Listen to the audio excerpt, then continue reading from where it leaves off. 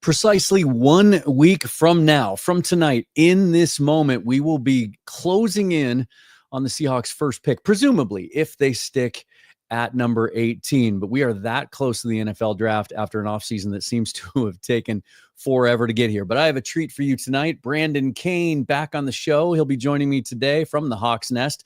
And we're going to break down the upcoming draft in a bunch of different angles. We're going to take a look kind of at each of the 3 days and some expectations we have. We're going to go over some of the things John Schneider talked about today on his radio show on Seattle Sports, some very intriguing points he brought up. Kalen DeBoer was also on Seattle Sports talking about some of the Alabama prospects that many of you like or don't for the Seahawks, but who have been attached as potential picks for them at some point in the draft. And then Brandon's going to give us his thoughts on what he deems as the perfect mock draft that he did for the Seahawks very, very recently. Some really intriguing picks and some areas where we are very much in alignment. So we're going to get into that up next. This is Seahawks Forever. Welcome to the Seahawks Forever podcast. In-depth analysis on everything Seahawks. And now, here's your host, Dan Viens.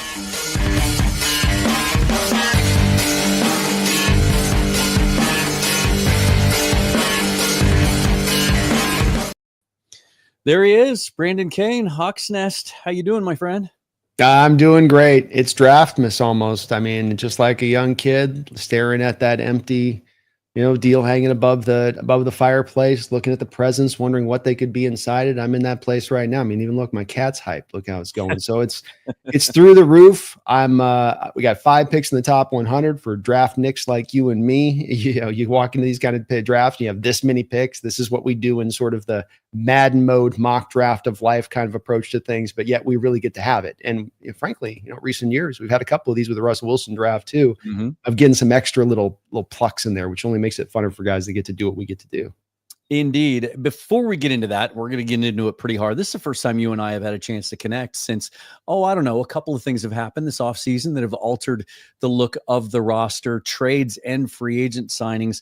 As we head into the draft, how do you feel about the general state of the Seahawks roster as we sit here today?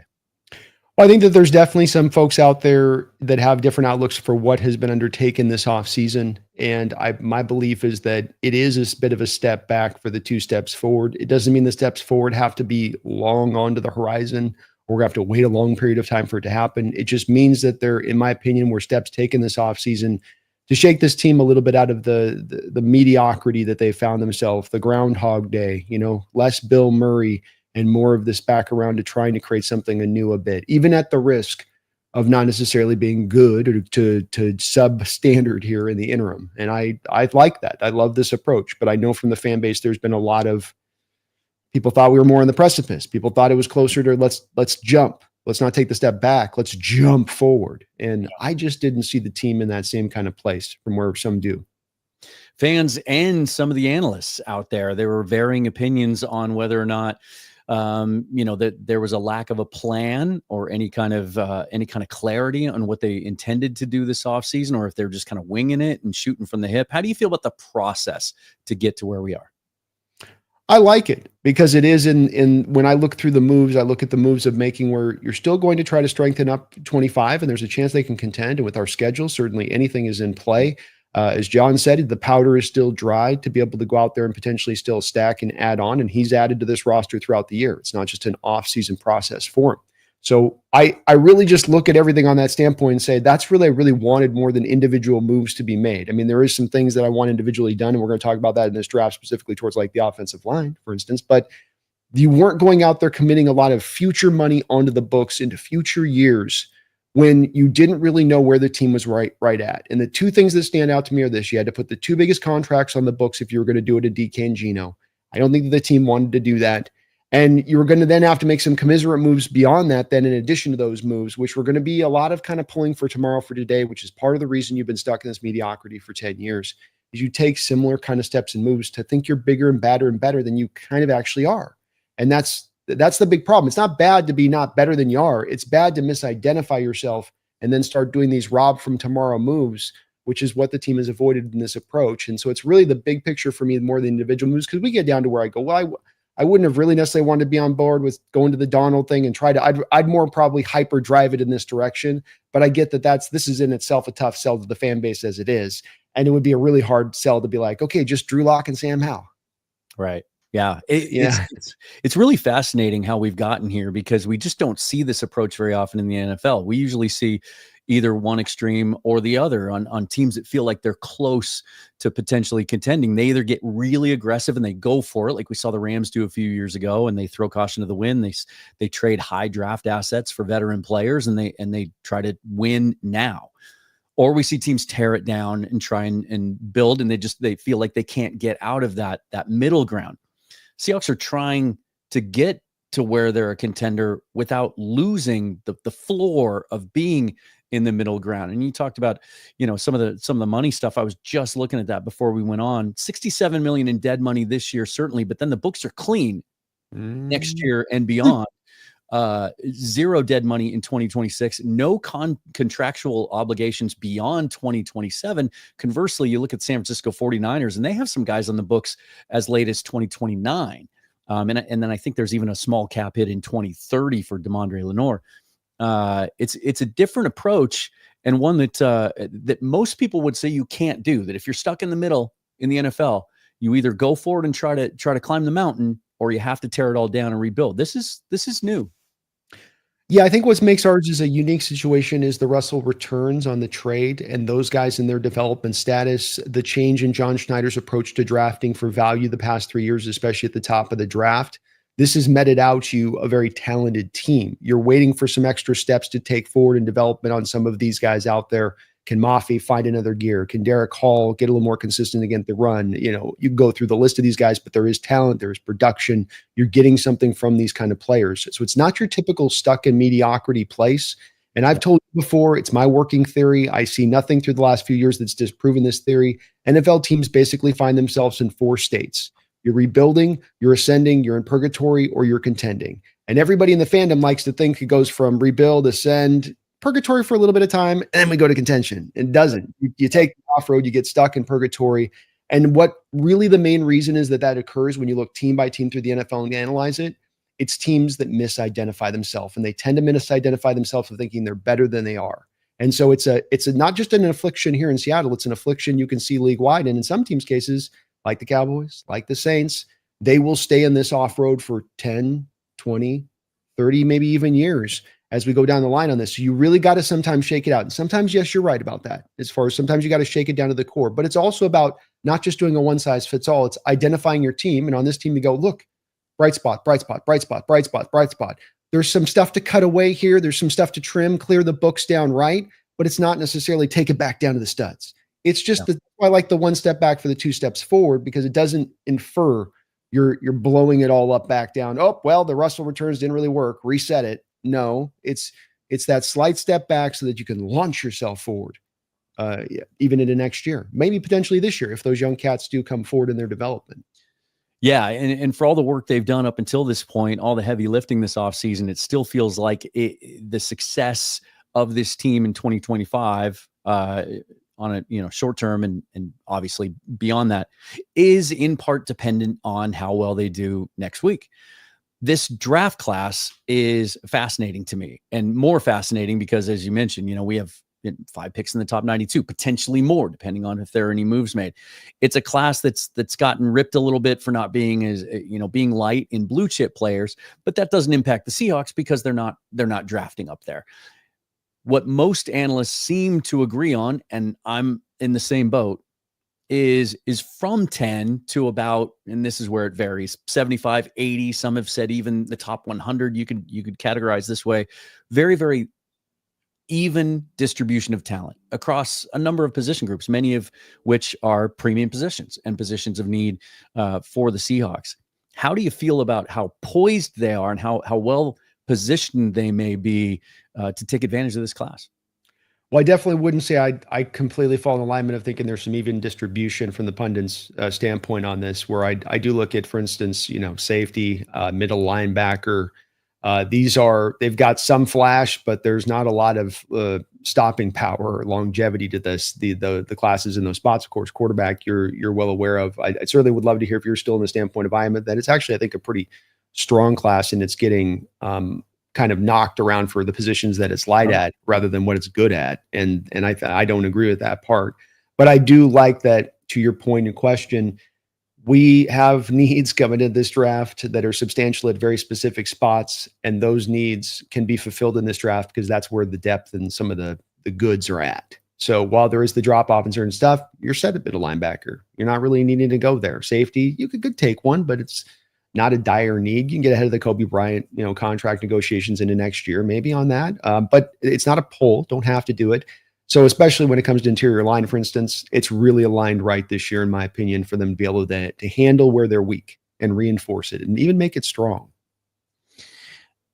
What's fascinating to me about this year is, we knew what to expect with the Schneider Carroll team and the pairing there. We got to know it so well that it made it easier in some respects, especially in the last 4 years when they seemed to really kind of dial in what they were looking for in the draft. It became more predictable, but we also knew there were certain prospects you could cross off the board because they didn't meet certain specs and the Pete Carroll sort of archetype at certain positions.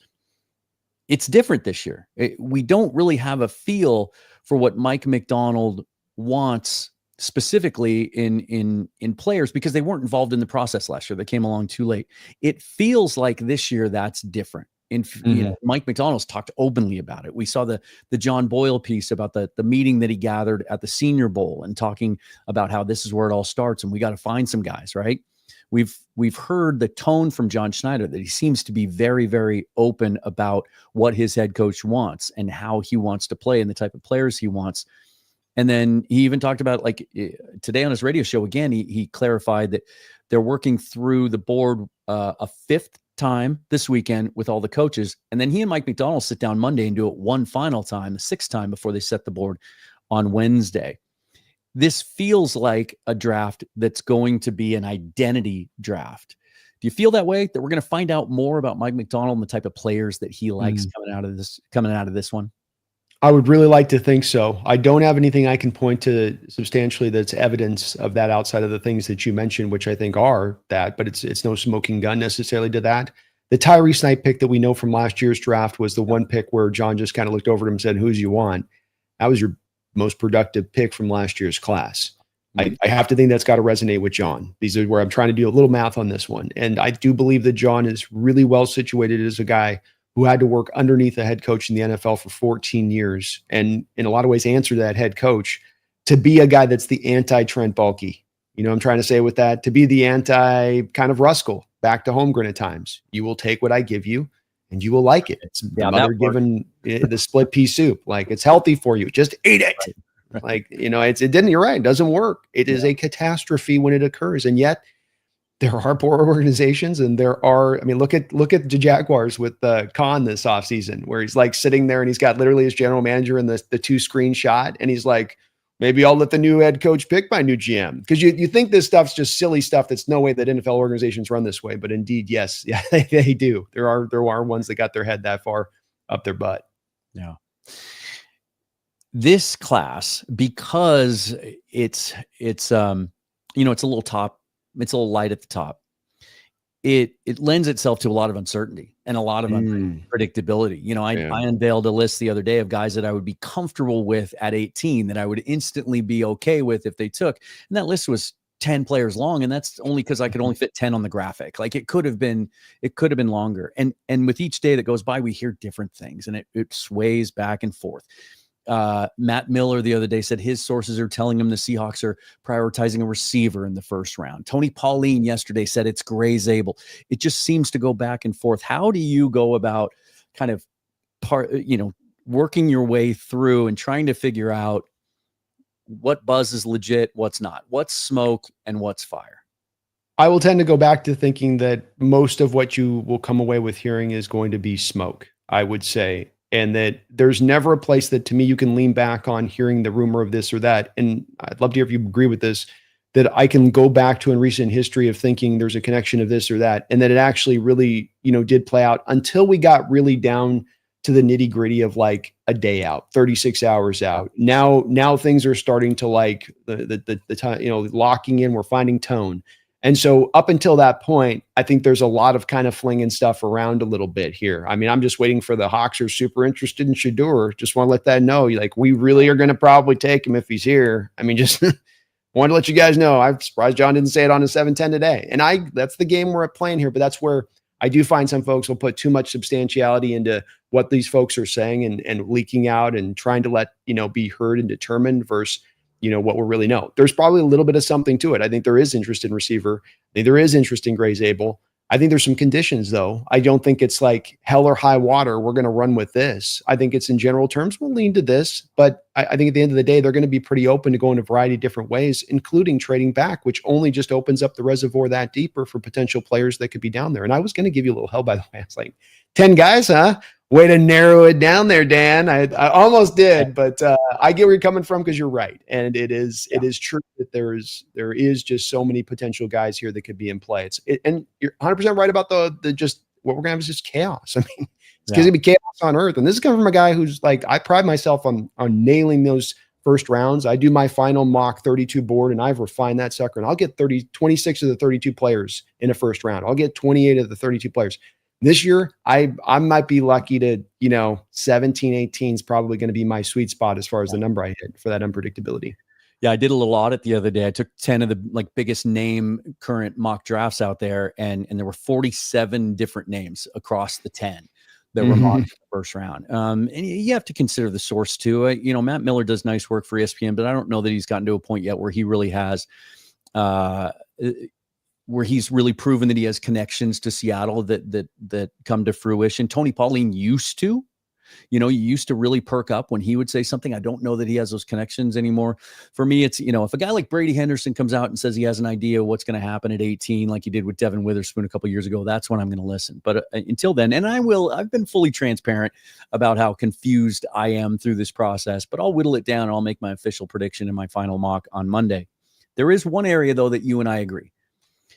And I say this because I saw your most recent mock draft, which you deemed is like the ideal, like the perfect mock draft where value meets need and meets talent. You traded down to get him, but the most commonly mocked player every time I do a mock draft. And I never have done another version taking another player that worked out quite as well, that I liked as much. And that's Kenneth Grant. Yeah. And I know the fans are going to freak out because it's not an offensive lineman. You have to take, it's like the yellow Post-it note and the note with Sonny Weaver. It's like, interior guard, no matter what.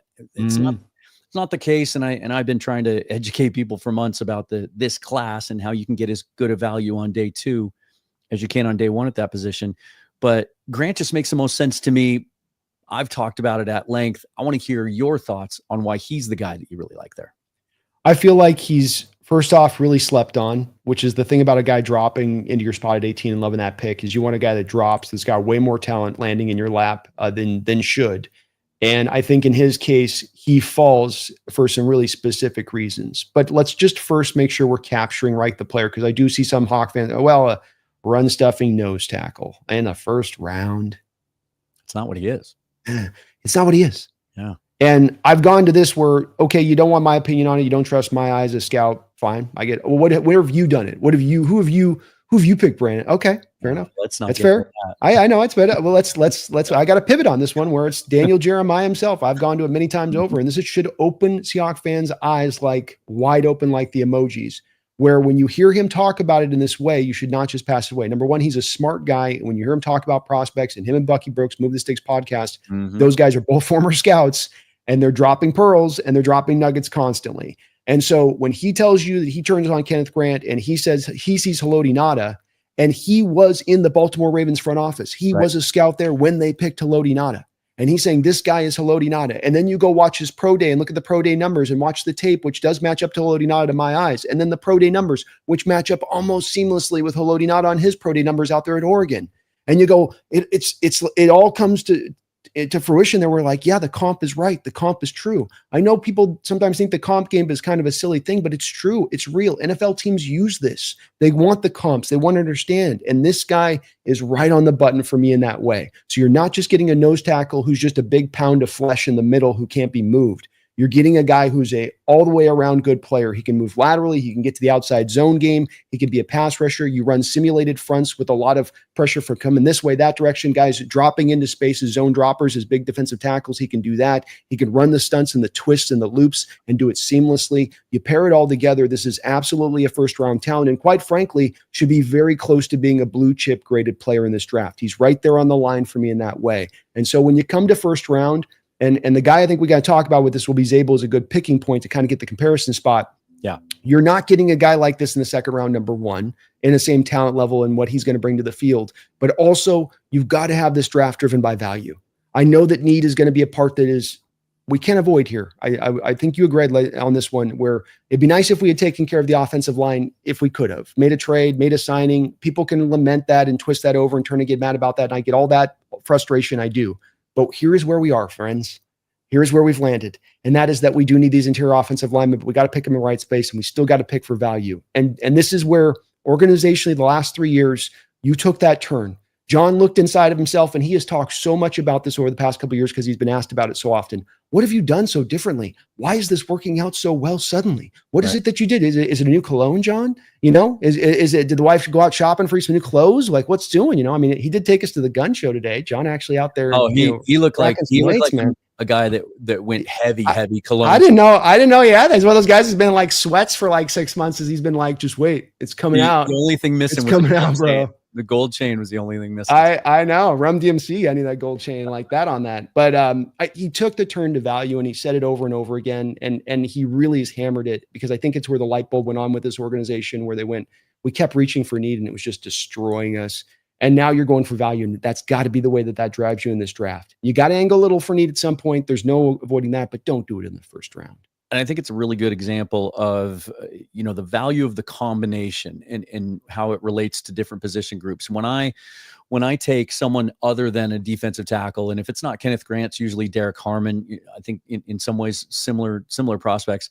I don't like how the rest of the draft works out. And the example that I gave someone today is I love Gray Zabel. And I think Gray Zabel would check every single box of what this team needs to fill, we're talking left guard more specifically here, but anywhere along the interior where he can play. I think he fits everything that you're looking for and that they need to elevate that group.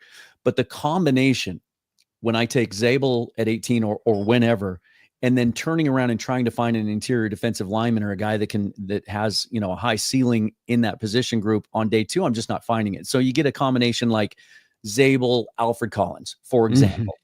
Whereas if you look at Kenneth Grant, Tate Ratledge, or Jonas Avenaya or Wyatt Milam, like the drop off from Zabel to those guys isn't as severe and you're going to like the pair better. Yeah.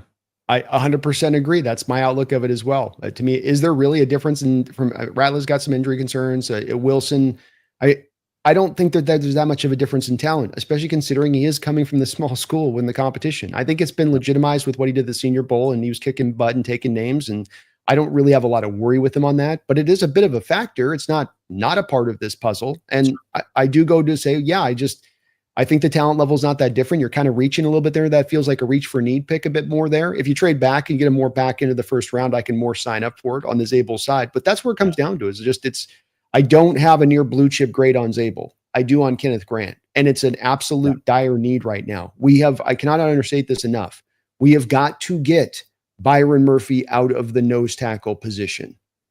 This is not a good thing for him. It's another thing that's this is a thing that's out in the fandom right now. And I'd like to kind of step on this a little bit and this is something I'd really like to get into you today a little bit with this as well. I'm throwing you out a curveball, but I've seen stuff come out of this draft more than ever from the fan base that I don't quite understand. And that there's a very heavy draw at this time to look at players coming out and they go, well, he can do this. What does he do best? Well, he can do this. What does he do best? This thing over here can kind of do it. Right. What does he do best? And I guess I'm touchy and sensitive on this because organizationally, we have a recent history that is deep, long, and wide of taking players and not putting them in the right, proper position where they can best excel. And it has harmed our team in doing that. And so I want to stop doing that. I don't have a problem with making mistakes. I have a problem with making the same mistake over and over again. And so I see a lot of this with a lot of players in this draft. Emeka Ibuka, he can do the outside. He can be an outside receiver. We're going to talk a little bit about Ty Robinson. And I did some research on Ty Robinson today because this is what I get from the fan base is, he's nose tackle. He can get in there and do the nose tackle. Right now, you can go look at the Illinois-Nebraska game on YouTube, type in Nebraska defense, Illinois offense. Here's the first 11 snaps of the game alignment for Ty Robinson. 5 tech, 3 tech, 3 tech, 5 tech, 7 tech, 7 tech, 7 tech, 3 tech, 3 tech, 6-ish tech, where he was right between 7 and the 5, and then 4-eye, 4-eye. So I watch the tape of Ty Robinson game after game after game. I see Nebraska's got a nose tackle. I see they're using the nose tackle in the nose tackle space. And I go, yeah, he's a good player. I like how active he is. The short arms, I think, are going to be a bit of a problem when you ask him to take on double teams as a nose tackle. That's kind of another factor here. But I don't understand the misidentification of wanting to thrust guys into, and I really want your thoughts of where you're at on this, because maybe I'm being silly on this a little bit, but I don't understand the drive to thrust players into what they don't do well and out of the position of what they do great. Yeah, I agree. I do agree with the old scouting adage at times that, if you show it to me once, then I know I can get it out of you more often. But I think you're speaking more to where does a guy really belong? Where can he thrive? Right. And there's still a lot of unknowns. Mike Macdonald kind of threw another wrench into the bucket at the combine when he said, we don't have a cookie cutter template for what our defensive players look like. And I can't remember now if that was in direct response to someone talking about the nose tackle position or not, but he's kind of, brushed that off at times. Like, we don't need that guy, that early down Jonathan Hankins, like a younger version of what he was supposed to be last year, guy, because we'll figure out a way to make it work. And then they'll say that, we like Byron Murphy did a nice job there. Well, they're going to say that, right? I think we all agree exactly what you were saying. Like, I want to see Murphy be able to cut it loose, right? Be able to get upfield a little bit and be able to penetrate, because we know we can do it.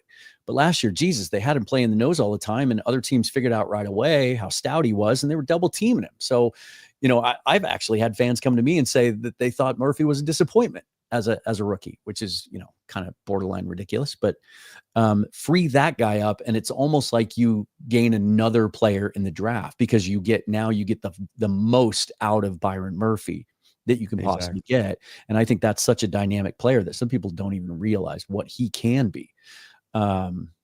It's also not really great having a guy at 300 pounds take on double teams. I mean, he also got injured last year and nearly did the splits on the field, having his hamstring could have been torn in half, trying to hold up with his dead leg in there and hold it up. I mean, that's the part of that people don't talk about, where he was at with it. And he wasn't a dominant nose tackle. He was a league average nose tackle. Yeah. He can be a great 3 tech. And the fact that they haven't added anybody at that position at all tells me they're looking to this draft. This is the first draft in years where we have multiple guys that kind of fit that traditional mold. We haven't had 330, 340 pound guys in the last few drafts. They just haven't been there. And so you've had to project and kind of mix and match. And now that's there.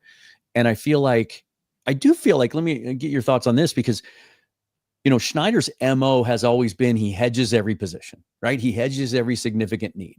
And he's done that with those kind of bargain basement, sometimes mid-tier at best free agents. Last year was the best example of that. He brings these veterans in on 1-year deals, guys that, have a long resume and a long track record. Last year was a disaster. None of those guys really contributed.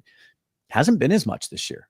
Really, they focused more on quality than quantity in free agency, which absolutely tells me, especially now that we know with the additional draft capital that they have, that there are a couple of things that they're absolutely targeting in this draft, and nose tackle has to be one of them. Or they would have gone out and signed one of these well-traveled veterans, another version of Jonathan Hankins.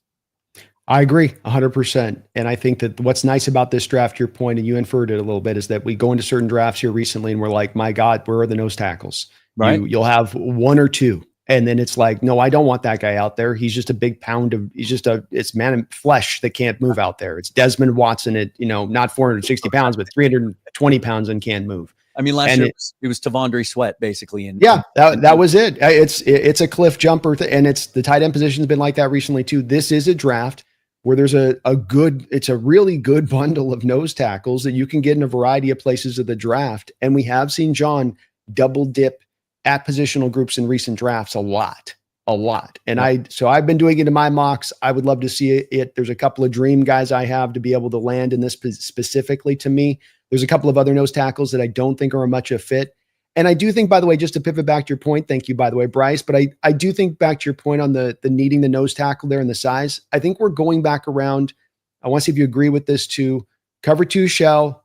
It's been outside zone, a lot of heavy passing. It's going to go back more to A and B gap. Power runs up into the middle, okay? We're going to need more people movers now, offensive linemen. This is why you see Shanahan offensive schemes going to heavier linemen. A guy like Banks can go from the Niners, also go to Green Bay, but he's not a mover. He's not out in space. He's not a puller. So with knowing this transition, big man now on offensive line, I need big man now here to be able to root up against that. Whereas where defensively things have been going lighter in recent years to where maybe you can get away with having a couple of 3 techs out there in a wide 9 and roll out there and make it go. But I don't, I think now you got to get back into getting those guys up front some beef. Where's the beef? That's the trend. And I think that's why I think there's going to be a run on that position at a certain point, which makes it even more imperative. I think that if you really have a good grade on a guy like Kenneth Grant or a Derek Harmon in the first round, that you take that guy, because once that run starts and the Jamari Caldwells and the Collins and those guys start to come off the board, I think that's going to happen quick, because that is the trend. And teams are going to be looking, 2 years from now, we might be talking about a whole lot more teams that maybe the fullback comes back in vogue and it becomes more of a thing, because we're seeing that. We're seeing teams attack light boxes, and nowhere was that more evident than the team that won the world championship last year. Now everyone's trying to, it's a copycat league, and they're trying to emulate that. It's very simplistic, but it's just you saw it with when Carroll was trying to transition his defensive fronts at the end to the new vogue thing with the wide 9 edges, and then your 4-3 defensive tackle alignment with 3 techs and 1 tech inside. And then what that created is with the cover 12-2 shell on the top, rather than the safety down the box, you've got the lighter front 7 in there, and then you've got a wide alignment to those A-B gaps that's going to be more tastier to just naturally be able to get through. You hit a duo block, there's already a natural gap there by the alignment. You just roll it right up and run downhill in power, and it's like you might not get 15, 20 busted out for an 80-yard gain, but you're going to get the 5-6 yards every time. Bryce Coots, Hawk Zone Rundown, always good to see him. Thanks for the super chat.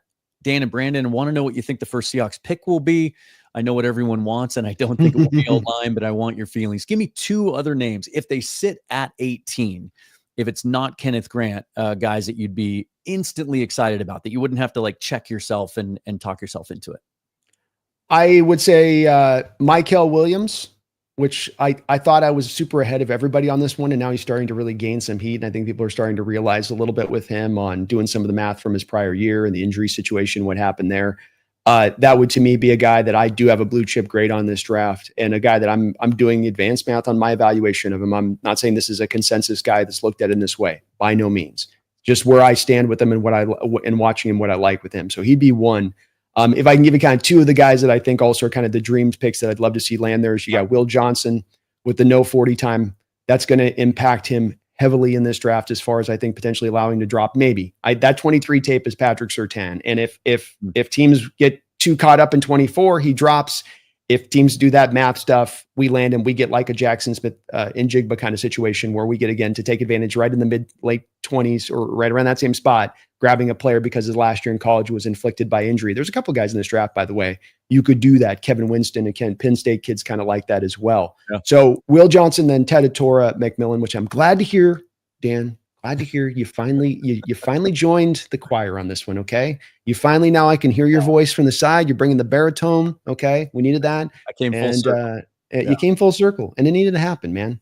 Yeah. Paralysis by analysis. Brother. Absolutely, yeah. Draft fatigue, prospect fatigue. I was in for obvious reasons, and then I was out, and now I'm back in. I mean, the skill set is just so legitimate that you can't deny it, right? He Al Pacino'd you. And he gives you something so different than what you have. And I think that would be a really nice mix with what they have. Just when you thought you were out, he pulled you back. That's right. Mykel Williams is fascinating to me. The knock on him is maybe lack of production as a pass rusher. But he played hurt. most of the year. I think it was an ankle, right, that kind of held him back a little bit. Still managed 6.5 sacks. The thing about him is, and I always love, Jeremiah always calls him a first off the bus guy, right? Like he just looks like the prototype. If you were to build an edge player, from granite, it would look a whole lot like Mykel Williams. Kind of reminds me of Chris Clemens in some ways in that regard. But with him, even if you're not buying that he's going to be a 15 sack guy at some point, like isn't the floor that he's at minimum an elite edge setter and run defender, right? 100%, man. And you had the question earlier up on the show about Mike Macdonald and scheme fits. And, I've been hammering this defense in many ways starts with the power edges. And we don't really have a power edge on this roster right now. We've got some guys that can look kind of like it if you squint your eyes a little bit, but not purified wise. And I'm really caught up in this, by the way, for really one reason. And it goes back to Jadeveon Clowney. Because Clowney was a guy I loved for a long period of time throughout his career. I thought teams just really didn't understand what they were doing with him. Texans would line him up as a spinner roll over the guard a lot of the times. It's like, don't do that. Don't blindside him, wide nine him out, Leo roll in the Hawks defense, put his hand in the dirt, let him stand up, doesn't matter. You put him out there and you let him get a downhill run at that tackle going full speed by the time he gets to contact, and that guy's going backwards fast. And that's just it's a play destroyer. It's a play wrecker thing. It's not you knifing in the backfield TFL. It's you just destroying plays. That's what you're doing. It's not a stat-based column. So what I've said about Mykel Williams to try to wrap the head around it for most folks is to say, think of him as a Jadeveon Clowney in actualization of what he's been as a pro. Not as what people thought he was coming out as this freak show Hall of Fame type guy, but his actuality is that he's been a grade A, one of the best edge run defenders in the sport since he's walked in the door. And he gives you way more than just a little bit of competency as a pass rusher. And the fit to the defense. Because what did Clowney have his best year of his career with all of these spots he's been? Carolina, in Seattle, where was his best production at? Aligned in this defense, because Mike doesn't overthink it. Goes put him out at wide nine, run him hard into him, and that tackle is going to get his ass busted. And Hall can kind of do it. Mafe can kind of do it. Sometimes. This guy can do it 24/7. Yeah. Plus he's all the other intangible things that the Seahawks look for and value in, locker room presence, leadership, all that stuff. The reports out of Athens are that he's an A+ guy and an A+ character and a dog, literally not just a bulldog, but a dog and a guy that you want to walk with. No pun intended. Right. Hold on. Wait a second. Hey. Now, here we go. Got the rim shot. I agree. And the thing always with Georgia players, you always got to take, don't you, a little bit of a pinch on the production side of it, because that defense there runs a lot of blitzes in a lot of games. I mean, they're all over the place with the stuff they like to run. And so they ask their defensive linemen to do a lot of assignment-based stuff to take up blockers. Remember Jalen Carter or Trayvon Walker or Nolan in his last year there at the thing where, he's a good run defender. Remember this thing? Like we're running kind of down the road of like Nolan. Because remember the same thing was with Nolan going to Eagles where it's like, he's a grade A run defender at his size, but what is he going to give you pass rush? It's like, within that defense, you have to kind of fit to a role in what you're doing. And you don't just get to pin your ear. You don't get to be like Mike Green or Pierce. You're just pinning your ears back going 24/7. And you got to build that, I think, into the evaluation of these guys. Before I get to Thomas's question here, thank you for the donation, Thomas. I want to ask you one more while we're talking about that particular position group at that position. Are you in or out on Shamar Stewart? Your thoughts on him? I'm in on him, but I'm in on him in like middle second round or where we're sitting in the second. I'm not trading up for him. I'll take him where we pick natively at the back end of second round. If I'm taking, I love the traits, I do, but he's traits guy. Emma Wari is traits guy. They have good production. It's not bad production. And if I've got to do this with Georgia, you have to do this with Texas A&M as well. There's even some of this with the Ducks too, with both of their two interior guys, or not the nose tackle Caldwell, but Harmon and the other Birch. Yeah, Birch, the other guy. Where there's snaps where they are getting aligned like 4-eye, which would be your 3-4 defense. You'll have your defensive end with a 4-eye. You're inside the shoulder of a tackle. You're not in a real prime position to go get stuff done. You're kind of just in there to sort of eat up blocks. And so it's going to hurt your production. Gordon and Stewart both had a lot of snaps aligned as 5 techs where they're just having to kind of heads up 2 gap and control things a little bit, set the hard edge. What I like with him, you do get a hard edge, just every bit probably as hard as kind of a Mykel Williams overall. There's a little bit of some coldness on his tape. It's not quite as sizzling. So you at least have that as the floor. But I'm still very unsure, aren't you, when it comes to whether or not the light bulb's going to come on with the pass rush. Some of it's explained by your technique, some of it and what they asked you to do, some of it you just didn't you didn't light up, it's that Coleman sign that he presents. You saw the Coleman sign. If the pass rusher is so good, why doesn't he pass rush good? Right. It's the Moneyball thing, right? He's such a good hitter. Why doesn't he hit good? And the thing with him too, is I kind of feel like he was so good Tuesday, Wednesday in Mobile, and that was fun to watch. He might've been the right there with Gray Zabel, his best player on the field, if you were naming that, but then he felt like he did enough that he checked out on Thursday. I didn't think he had accomplished enough to kind of be that guy. I thought that was a little odd with him, but man, you can certainly see the traits. You could see the length and the motor, and I put him in that bucket of, if he's the pick, not one of my favorites, but if he's the pick, then I'm going to trust the process, and I'm going to trust the role that they think they have, and their ability to get the most out of him with that coaching staff. Thomas talks about a concept here that I think is very plausible, in the sense that if the Seahawks were to sit at 18, right? And I do think in this draft class, the preference would certainly be to move back. The question will just be, is there any demand for anyone coming up? Might depend on the quarterbacks at the end of the day, as it usually does. But he's got, he talks about Kenneth Grant in the first round, and then you move up for the interior offensive lineman earlier in the second round. This brings up 2 points. Number one is I've been trying to stand on the pulpit for the last 3 months and tell Seahawk fans, if they don't take a guard in the first round, try to sleep as well as you can. It's going to be fine. It's going to be a priority on day 2. They'll take care of it. It's the right way to approach this particular draft board. Yeah. The other side of this, though, is I find it very hard to believe, unfathomable, that John Schneider is going to be comfortable and okay just sitting there watching 32 picks go by between 18 and 50. I just don't see that happening. I think it's very, very plausible to think that they move up at some point, use some of that extra draft capital.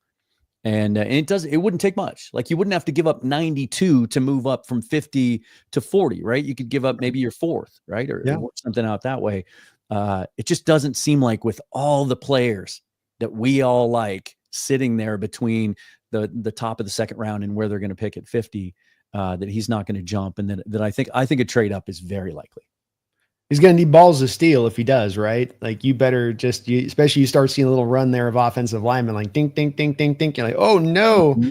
So it's very plausible. Your point is well regarded, as far as the fact that the cost is not going to be great when you get into the second round to move up. It's not the same as first round. And even in first round in recent years, once you get out of the top 10, we've seen the price start to go down a little bit as a recent trend.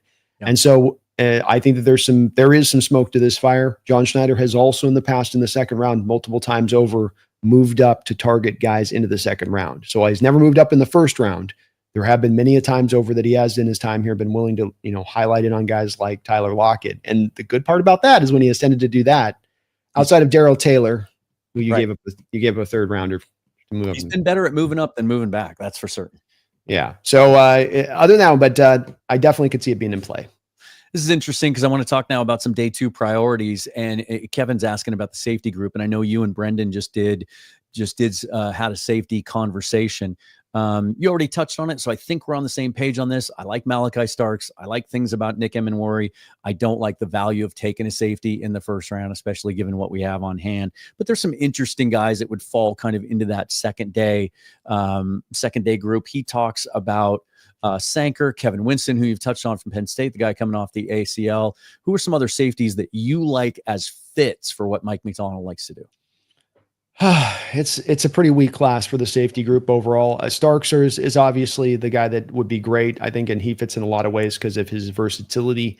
I think Andrew Makuba is a guy who's a little bit slept on, because it's, and kind of rightfully so, a little bit. The size stuff is a bit of concern, but he doesn't play to where the size limits him on the field in what you see from him on tape. And I think his tape is really good.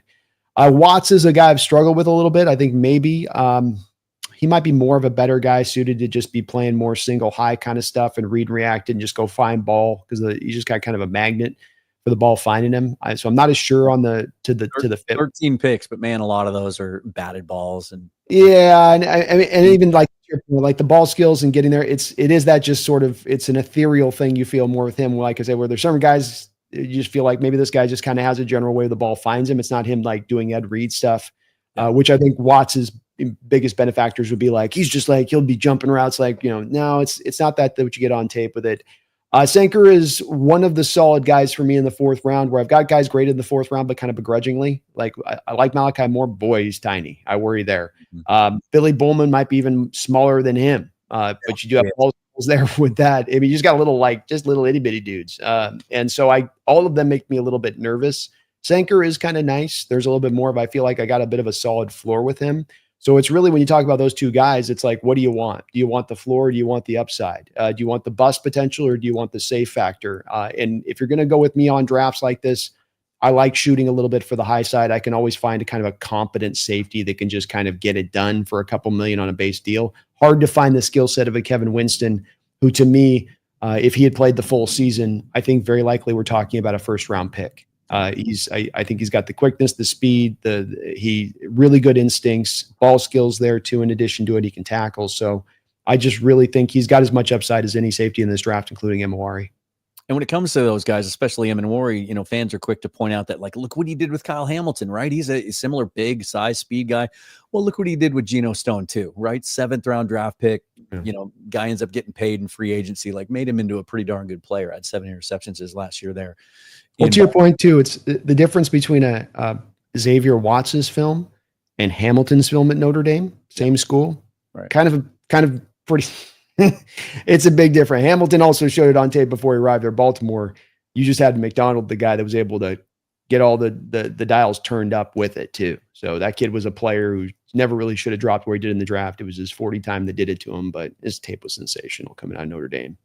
I feel like the corner class kind of mirrors the safety class too. Like, if you want a bigger, longer boundary corner, you better take one in the first 3 rounds, because on day 3, all that's left are tiny little slot guys.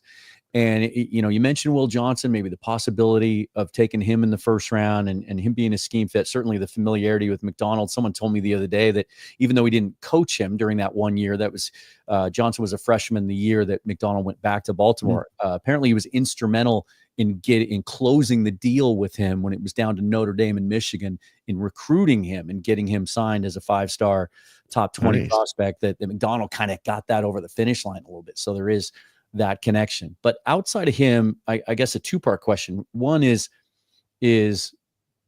corner a significant enough need that you want to use one of those first 5 picks, the top 100, to get a guy? And if it's not in the first round, who do you like in the second? I like more of the depth of the cornerback class, as far as there's just a lot of guys kind of in some similar places of things. There's some variance in upside, variance in floor, but you kind of do project them all out. I think it's missing star power. Once you get past the first round of a Hunter, Jada Barron, and Will Johnson, there's injury questions into the second round guys with Benjamin Morrison, Siobhan Revelle, that I really don't know if I want to sign up for that.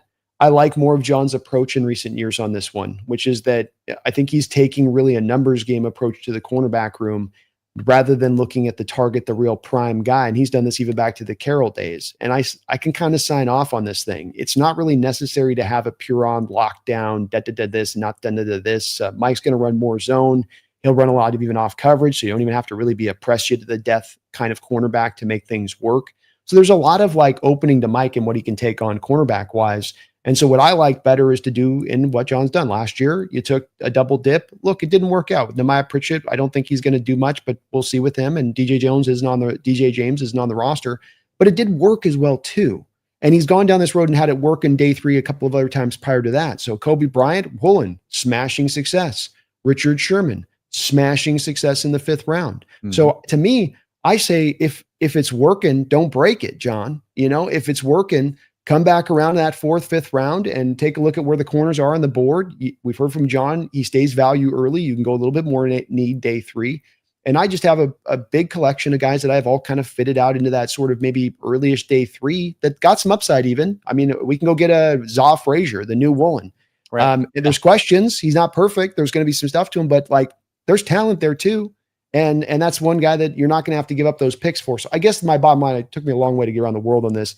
I just don't think the guys at the top, once you get past the 1st round, are worthy to be grabbing in that spot. If there's one guy I concentrated on, as long as the medicals are clear, it's Revelle.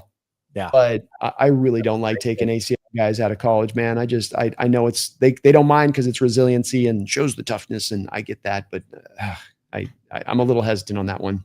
Yeah, it's unfortunate. Some of the guys that we're talking about here being in play in the first round is some of the blue chip guys. They're all coming off pretty significant injuries and surgeries. Jahad Campbell's one, Colson Loveland's another one. I mean, it affects their grade. It has to, even as advanced as some of those recoveries are these days. We're seeing it all the time, right?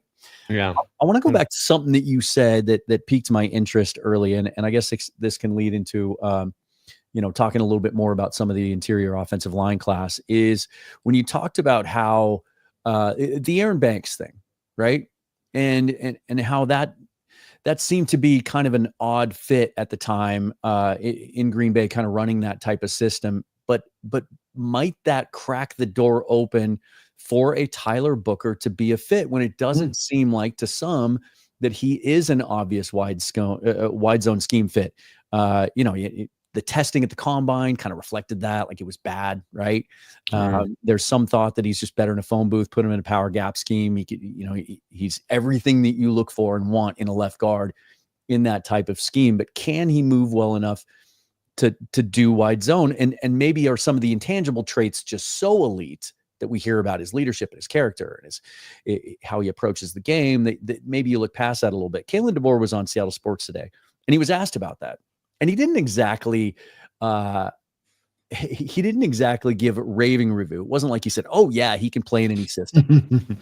He just said he'll do the work. He'll do whatever it takes to figure it out. How do you view Tyler Booker, and do you think he would fit? Well, it is kind of a new thing through this draft process that's emerged for me with this transition we're finding ourselves, and understanding that football is always cylindrical. It's always moving through its different evolution cycles offensively and defensively. And offense does this, defense does that. Defense does that, offense does this. And so this is a part where I'm just kind of formulating that I think this is where we're at. This is why we're seeing more 1,000-yard rushers. This is why we're going to see guys with more than 300 touches from the running back position than we had seen in recent years. And so I think the trend of this going this way opens the door to you being able to not have to look for those pure scheme fits. And it's not just a Shanahan, and it's not just a LaFleur. Even the Rams last year, they went out there and they put 1,000 pounds of flesh up in the interior of their line, right? And he's a guy that comes from that system. So you go, oh, you're all kind of doing it. That's the part that I looked at. It's not just this guy doing his scheme his way, the way he's one branch of the tree. So all the branches are doing the same thing and blowing with the wind in this direction of it. So I think you're on point with this. I think it's a good point. And with Booker, you have a guy with a real high floor that he's bringing in here. Let's remove the mobility stuff at the end of the day. Can he pass protect and be impossible to get around? I mean, what, he not have, I don't think he has a sack or one sack in 2 years or some crazy thing like, yeah, he can do that. The mobility stuff is limiting on tape at times in the second level blocks. You see it here and there. There's no doubting that, but he gets the job done at the end of the day. And you mentioned about the captain aspect, or kind of that vibe you get from him, a guy that held that locker room together at a time this season under DeBoer where there sounds like there was some tumultuousness to it. I get the Trey Smith kind of vibes from him, and the way that people talked about Trey Smith. And with Trey Smith, if I'm not mistaken with him, I don't think he was a great pure like freak show athletic tester guy coming out. He was a guy that, maybe could have been seen in a similar vein when he was coming out, though admittedly it's a little bit of time back on that one. I can't remember what's off my head, but I want to say it's kind of in that same kind of flow. Yeah. Couple of notes I made while I was listening to that. He led with, this is DeBoer speaking, one of the best leaders I've been around, absolute alpha. But then he talked about how mobile he is. He used the word twitch.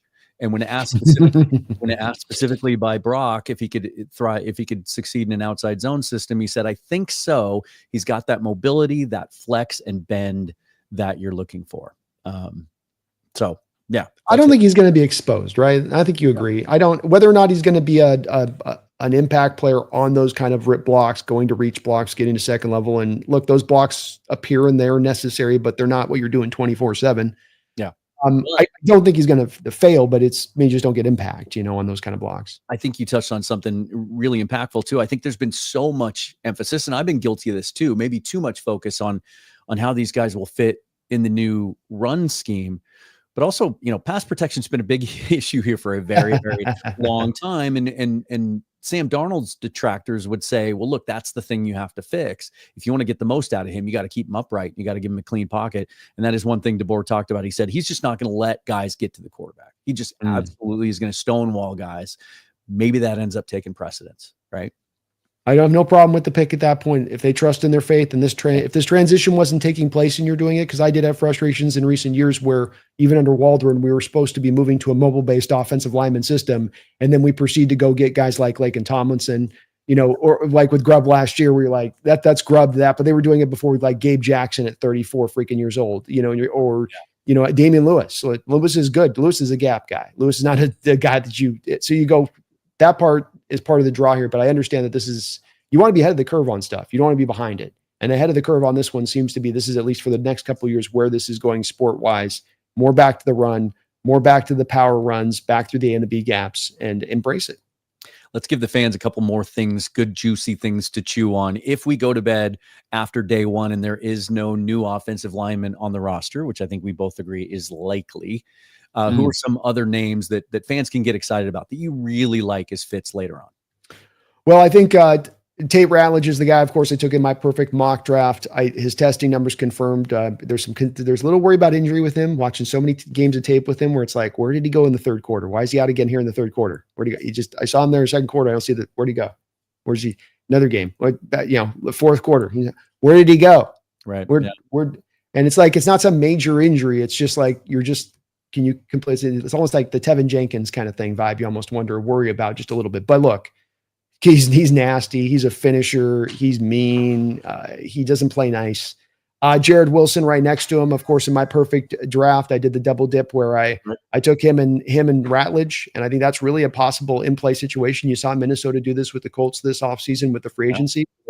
They basically now get that real key part of the continuity cohesion thing jump-started when you have those guys that have played next to each other, and that can only help, especially when you're trying to get this line rebuilt on the fly and rebuilt fast. So Savaiania, he can get it done. The finish, is he a finisher? Does he play nasty? Is he going to have enough with that? But certainly he's got all the ability to go in there.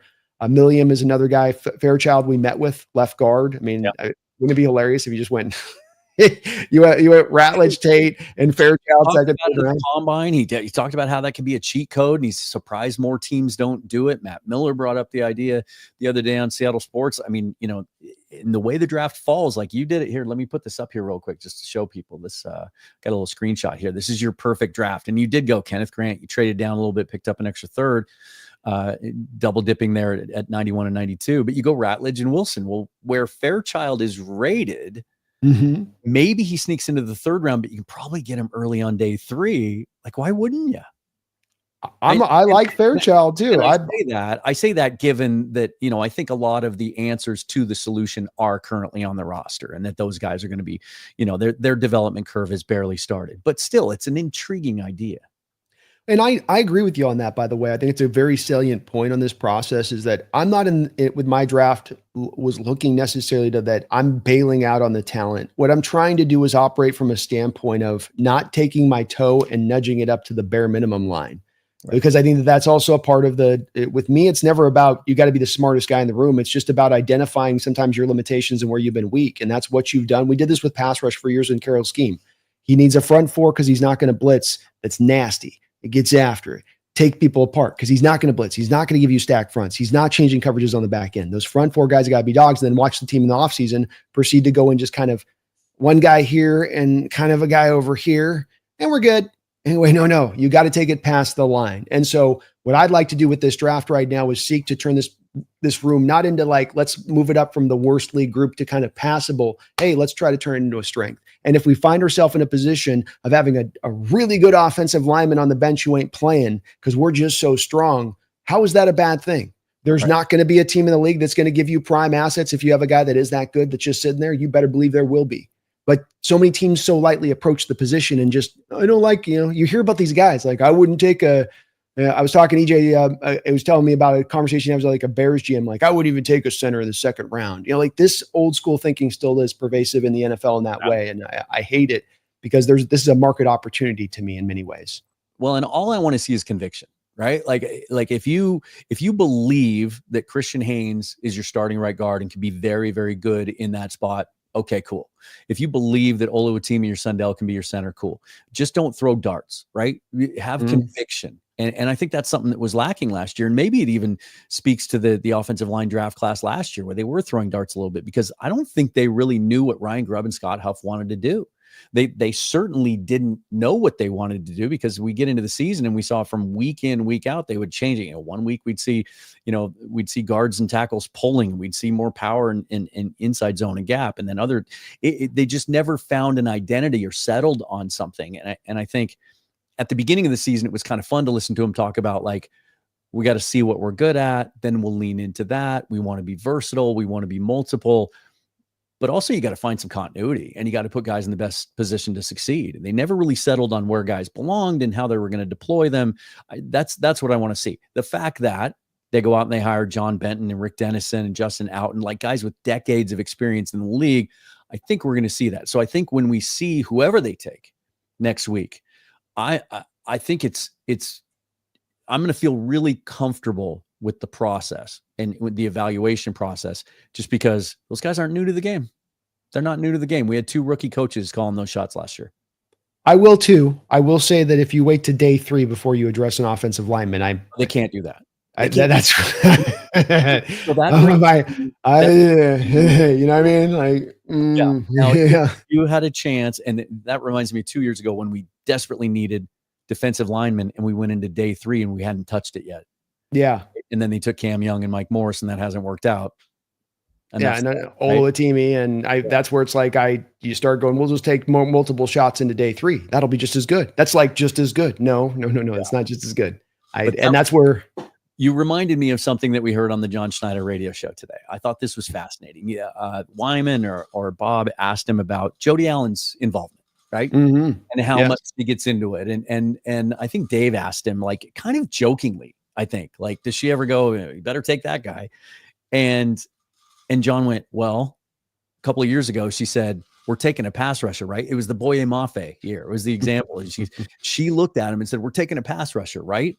In that instant, I thought, okay, we're taking an interior offensive lineman in the first 5 picks. No doubt about it. Like, she hears it. She hears what the fans are saying. They're in touch with that kind of stuff. I think that's in large part why they moved on from Pete Carroll. Like, I think they listen to the fan stuff too much sometimes. Yeah. I don't think she's going to allow them to get out of day 2 without taking a guy. I do believe it to be the case too. And it's reached that point that's just bubbling up around the edges to where just John in prior years could find maybe some of those excuses someplace. But this year you avoid this, you wait to day 3, and this becomes a catastrophe situation going into this year.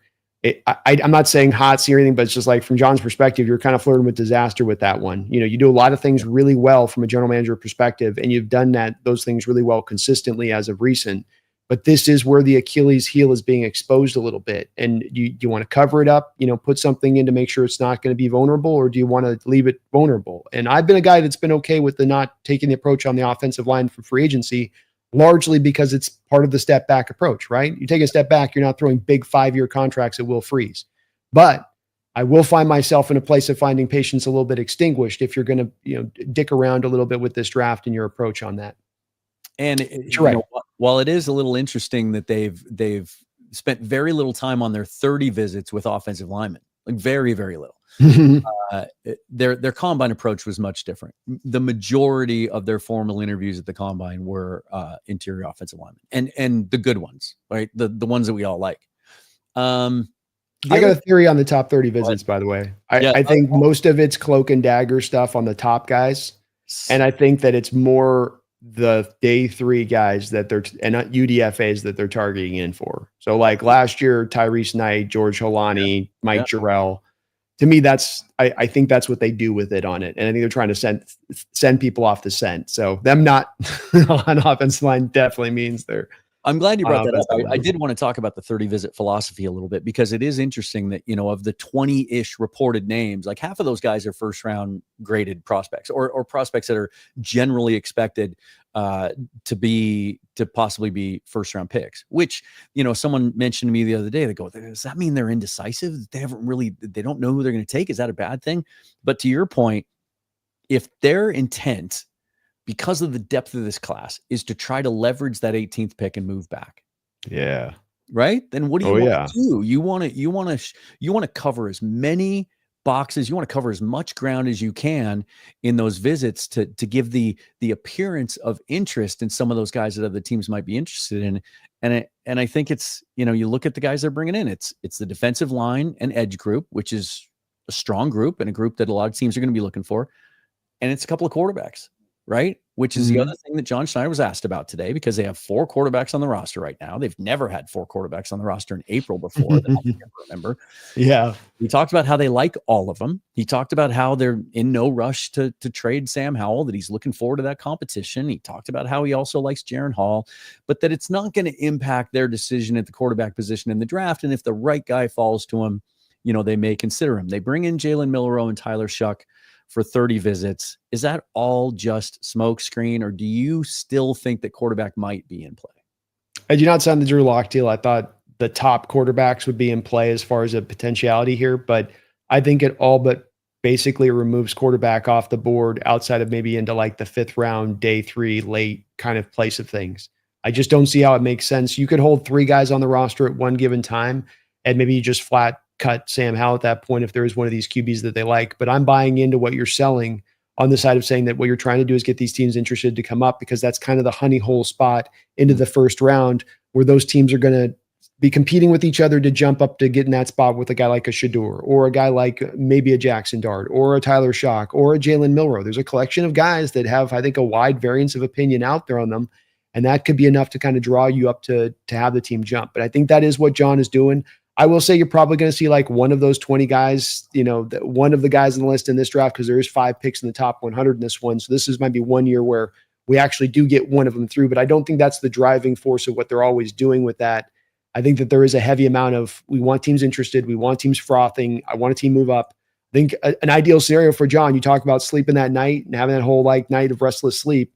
You move back to a 27, you pick up a Baltimore Ravens 3rd round pick like I did my mock. You take a Gray Zabel there at that spot and you grab him, pick him up. Everybody's feeling pretty warm and fuzzy about, oh my God, we got 2 seconds and we got 3 thirds. And, you're going down to day 2 with, instead of like, you're like, yeah, hell yeah. Yeah. So that's also a way I could see this going too, which would be interesting. Give me one name. If they were to surprise and take a quarterback on day 2, name, one guy that you would, you'd be okay with them doing that for. Will Howard would be the guy for me. My answer too. Yeah, I just, when it all comes down in the wash and you shake everything out and you put it all together, that's just the guy for me. The size, the arm strength, the underrated mobility, in my opinion. And that, look, there's the lazy comp of a Josh Allen, which is lazy, but there's some elements and stylistic stuff within what he does that is comparable. No, he's not going to have a 100-mile-an-hour fastball that he can gun away at any time or run away from everybody across the field, but there's some elements there, and you're getting that maybe in the 3rd round. I think he's probably going to go into day 2 at this point, or into 2nd round at this point is probably where he's going to go.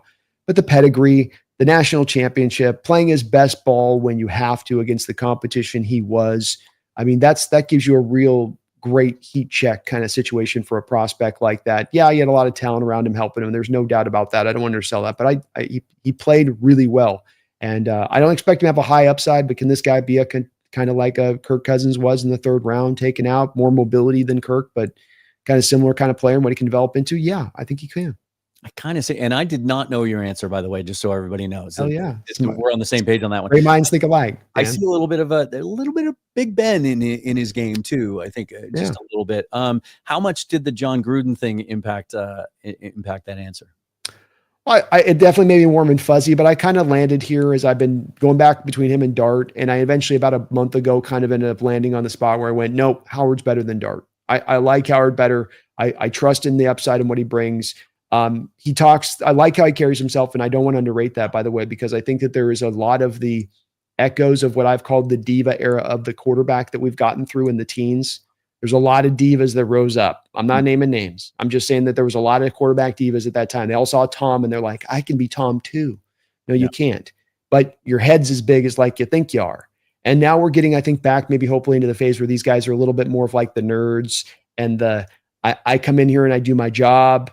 I'm in here I know what I need to be a leader. I know I need to understand I'm careful with what I say. This ain't about me.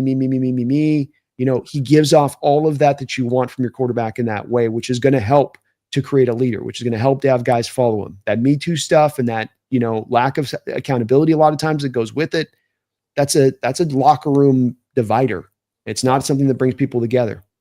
Yeah, that Gruden thing helped push him over the finish line for me. I think it moved him up a spot in my rankings. I'm so glad they're back, first of all. He's great. And the fact that they're uncensored now makes him even more genuine and real. Love that. I wish they were earlier in the process though, so that, we can get in on that a little bit earlier, because it did influence how I felt about him, because, especially when it comes to John Schneider and what he looks for in a quarterback. We've heard the phrase tilt the room with him before, especially in the lead up to taking Russell Wilson. But that's a guy that it's like, he has that air of a QB1 about him. Whereas you watch like Riley Leonard or Seth Hennigan in those episodes, you're like, oh, that's not a guy that I think is going to put the team on his back and carry him and inspire guys. Right. Yeah. Let me ask you this before we move off the quarterbacks. I think you said you like Howard better than Dart, but I see qualities in Dart that I think John Schneider is absolutely going to love. I can absolutely see them having a very good grade on him.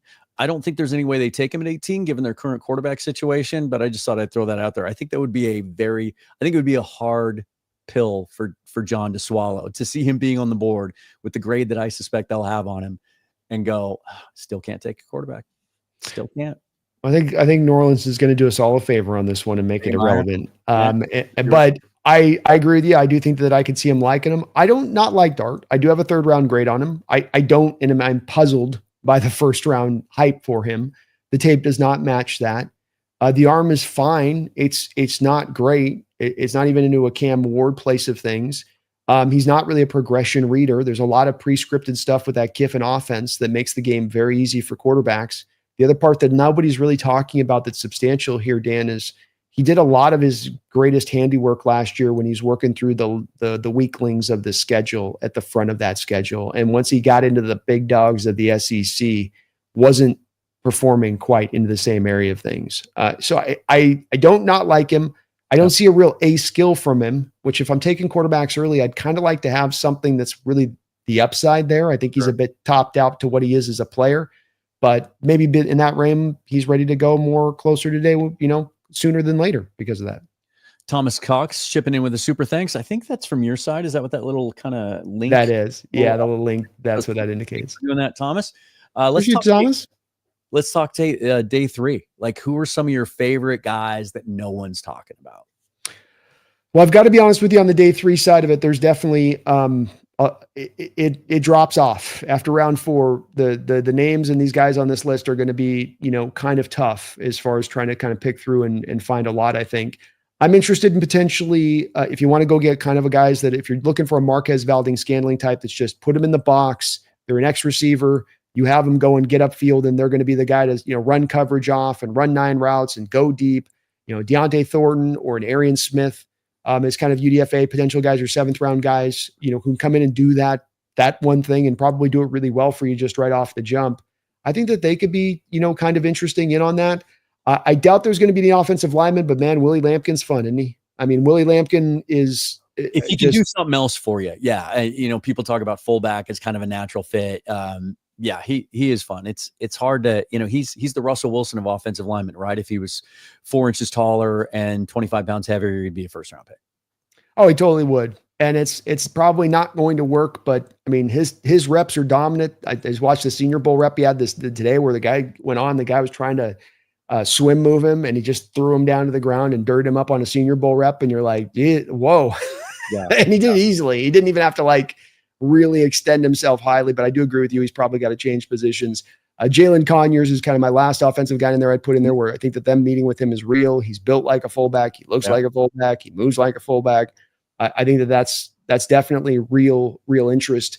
Nazir Stackhouse is a guy I'm not really sure of where the NFL is going to put the evaluation on that guy. I think that he's slept on in this draft because of the lack of maybe pass rush ability, but as a nose tackle and a run stuffer and a guy that has been on both mocks from PFN to PFFs later into these drafts when I've run these, that's a guy all day long that I would jump on, probably even to the 5th round, even double dipping to the nose tackle position. That's of course in my perfect mock draft. That's what I did was double dip.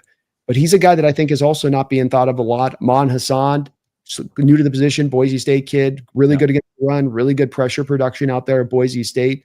Kind of another interesting guy out there.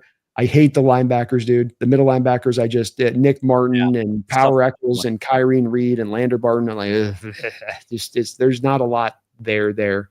And quite frankly, I'm kind of in a similar place when it comes, to the safeties. But corner, it's just hard to pin down which guys are into. Does Jabbar Muhammad drop in? Because he's a kind of, people look at him as a finished product. There's not a lot of extra ceiling. But look, he's finished and he's functional. He can run a lot of different coverages. He's played a lot of college football.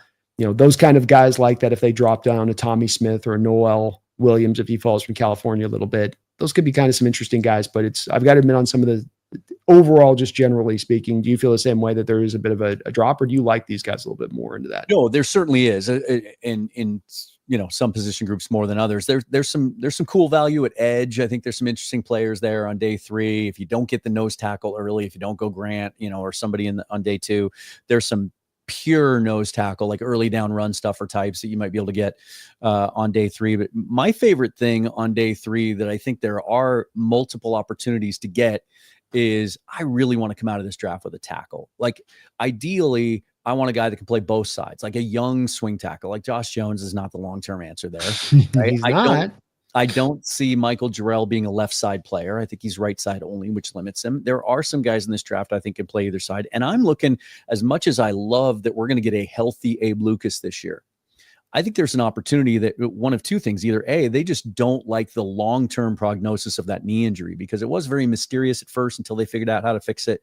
That kind of implies to me that maybe it's a chronic thing or something that might crop again in the future, or he plays 17 games and he plays so well, there's going to be a market for him. And at the same time, you're getting ready to extend Charles Cross and pay him left tackle money. You're going to have to also extend your right tackle. So I'd love to come out of this draft with a guy that I think could maybe play both sides and kind of be that young swing tackle. That's a huge upgrade over what you hoped Stone Forsythe was going to be in that role, but also a guy that could be your right tackle moving forward. And you took one of them in your draft. Oh yeah. And Chase Lunt. Now you took him in the 3rd round. That's a little higher than he's been ranked. He generally seems to be a 4th or 5th round player, but certainly a guy that's ascending. He was here for a 30 visit, played alongside Christian Haynes at UConn. Some of the most fun, like violent downfield pancake type driving into the ground. I made the comment the other day that he plays the game as if the rules dictate that you're supposed to get your guy on the ground. A guy that could play guard in a pinch, but that's not where I envision him. He's a guy that I would draft and redshirt, and then give him a shot to compete the next year. There's some other guys that fit that mold too. I really like Jalen Travis and just how explosive his lateral athleticism is at his size at 330 pounds. I think Logan Brown fits that mold a little bit. Maybe even a Jack Nelson out of Wisconsin. I think there's a little bit of depth there on day 3 in that particular role and with some upside. And so that's something that I definitely want them to come out of this draft with a tackle, even though it's not an immediate need. Yeah, that was me trying to push that thing past that line a little bit, where you could, to me, a Jared Wilson, Tate Ratledge, okay, we did the bare minimum. And I want to go, beyond that. And I think those names that you mentioned are also guys that I like as well. And I think I could very well see as being some true upside guys you get day 3. If I may to explain a little bit on the Lunt, because I do agree that it's lower than the consensus board. If you don't take Lunt, then do you think he's lasting into late 4th round? Do you think that he's going to spin through all those teams in that 4th round place and then go to Seattle there? And that the other part of it with him versus those other tackles, the best or second best zone blocking right tackle in this draft. And so we come back to actually a guy that is a pure scheme fit, bare minimum right tackle, and what he brings with that Abraham Lucas. And I do believe with his mobility and how he blocks at the second level, that this is a guy, even at 6'8", that can transition inside to guard. There's been guys that have done it in this offense of recent. The Rams are kind of famous for doing this with big old tackles. They move into guard. So he'd be a big man in there, but I think that he'd be able to do it. I'm not saying he'd win the job, but he'd give you a body in there in the mix to fight it out with the rest of the guys to make sure you're not just putting a guy out there like we've done in recent seasons where a guy gets earmarked to kind of play. There you go. It's your job versus competition. Let's get some actual true competition, not just competition with a grade A guy and then a grade D guy behind him, but actually 2 guys that can duke it out and really get the cream of the crop, let that rise. I like it. I would be comfortable with using 92 on him. I like the idea of kind of checking all your big boxes the first 2 days and then just using the 3rd day, just kind of skimming for gems, right? And some of those other position groups that aren't as key, taking a corner, taking a safety, a linebacker that you just think could be a fit that you can make something out of. Let's get into some of we got a bunch of super chats that came in. Seth, I don't know if he's just joining us or if he's cheating a little bit, but he says, let's go, Seth. Grant, Ratledge, and Wilson. He likes that combo as well. I think Wilson's one of those guys that fans are a little late to understanding, but now that they've seen it, and heard about it, and now he's in for a 30 visit and everything else, they see that, clearly head and shoulders above the rest of that center class for certain. And we know the team was in on Drew Dahlman, so we know they were interested. That's the part that does indicate you a little bit here that this is in play. And this guy is very similar to Dahlman and how he moves and goes about his business. Kevin Mullen, thanks for the donation, wants to know what's your wildest Seahawks hot take for draft? I assume this kind of means like, what's the biggest potential surprise?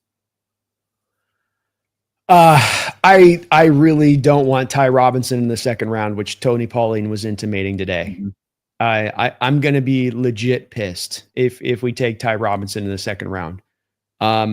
He's got 31-inch arms that you feel on tape.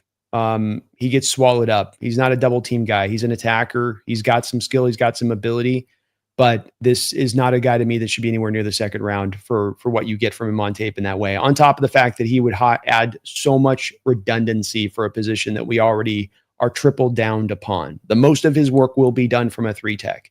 And you are already loaded to the gills at that. And so the only way you'd be doing that from my standpoint is if you thought there was actual star power with Ty Robinson, which I don't. So that one to me would kind of make me a little bit nuclear. And I'll say, as just far as the one that's less in this lineman is kind of a lower guy, I don't get the Walter Nolan hype.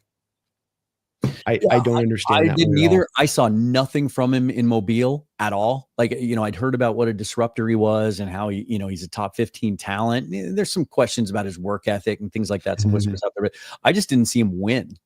Yeah. And I think what he's fooling people on is this.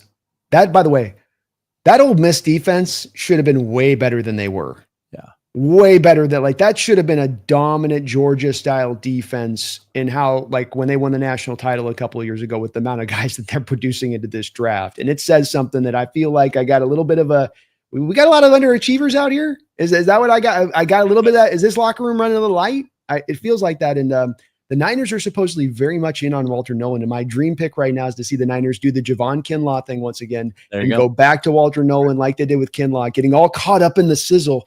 The guy's I figured it out with him.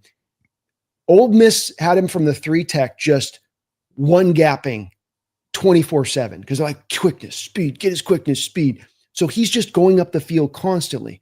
And so it looks good to people where he's knifing in the backfield and he can get some TFLs here and there. And he's in the backfield. He's in the base, living in the backfield. But what he'll do is he'll run out of his gap and then the run play will go right behind where he just left. And it's a 10, 15, 20-yard gain. And it's like, and the whole work ethic stuff absolutely shows on his tape. I mean, there's so many cold snaps across the board with him. You're taking that in the top 12. Please do it, Niners. Please do that. I don't know if it qualifies as a hot take because I think enough fans acknowledge and they're aware of the talent. But mine would probably be Loveland at 18. Yeah. I just think, a lot of fans would wonder what tight end, what are we doing? But I think he's that good. And I think if the shoulder is sound and he's healthy, first of all, I think if there's no surgery, I don't think there's any chance he gets to 18. And there still might not be. Yeah. Well, he's not a guy I'm as big on necessarily, but I'm not mad about the pick there because there's guys you have to understand about, even if you have the strong opinion too, that are just so thoroughly by people that are very smart football minds and how they discuss and talk about the guy that when it's so universal in that way with him, and it has been a bit that way with Loveland, that's got to influence you a little bit in the way that you won't necessarily with a guy like a Walter Nolan in a similar spot of the draft where there are the questions. There is the stuff that's there. I'm not as hot to trot on Loveland, but I'm also not against him either. I can completely understand the pick there. Yeah, I'd prefer dipping into the value a little bit later on in this tight end class. We know they brought in Mason Taylor. That would make a lot of sense on day 2 if he makes it. And there's some other guys too. And you mentioned Conyers. But I almost said receiver here too. Now you talked about, we talked about Tet McMillan and the obvious value that he would bring. God's Gang here with the donation asking about Matthew Golden at 18. How would you feel about that? Matthew Golden would be in play, I think. That's right about the spot of the draft that he should go. He does give you, I think, some outside stuff as a Z receiver. I don't think he's going to be much of an X, but as a Z guy, I think he's going to be able to be just fine out there. You do only have really the 1 year of production, which, makes you wonder a little bit of why it's taken kind of so long for it to come together, but it came together and he gave you a really complete skill set. The guys that are, the burners that could be route runners with solid hands are going to work in a West Coast offense. Like that's going to translate. And I've seen it translate for years.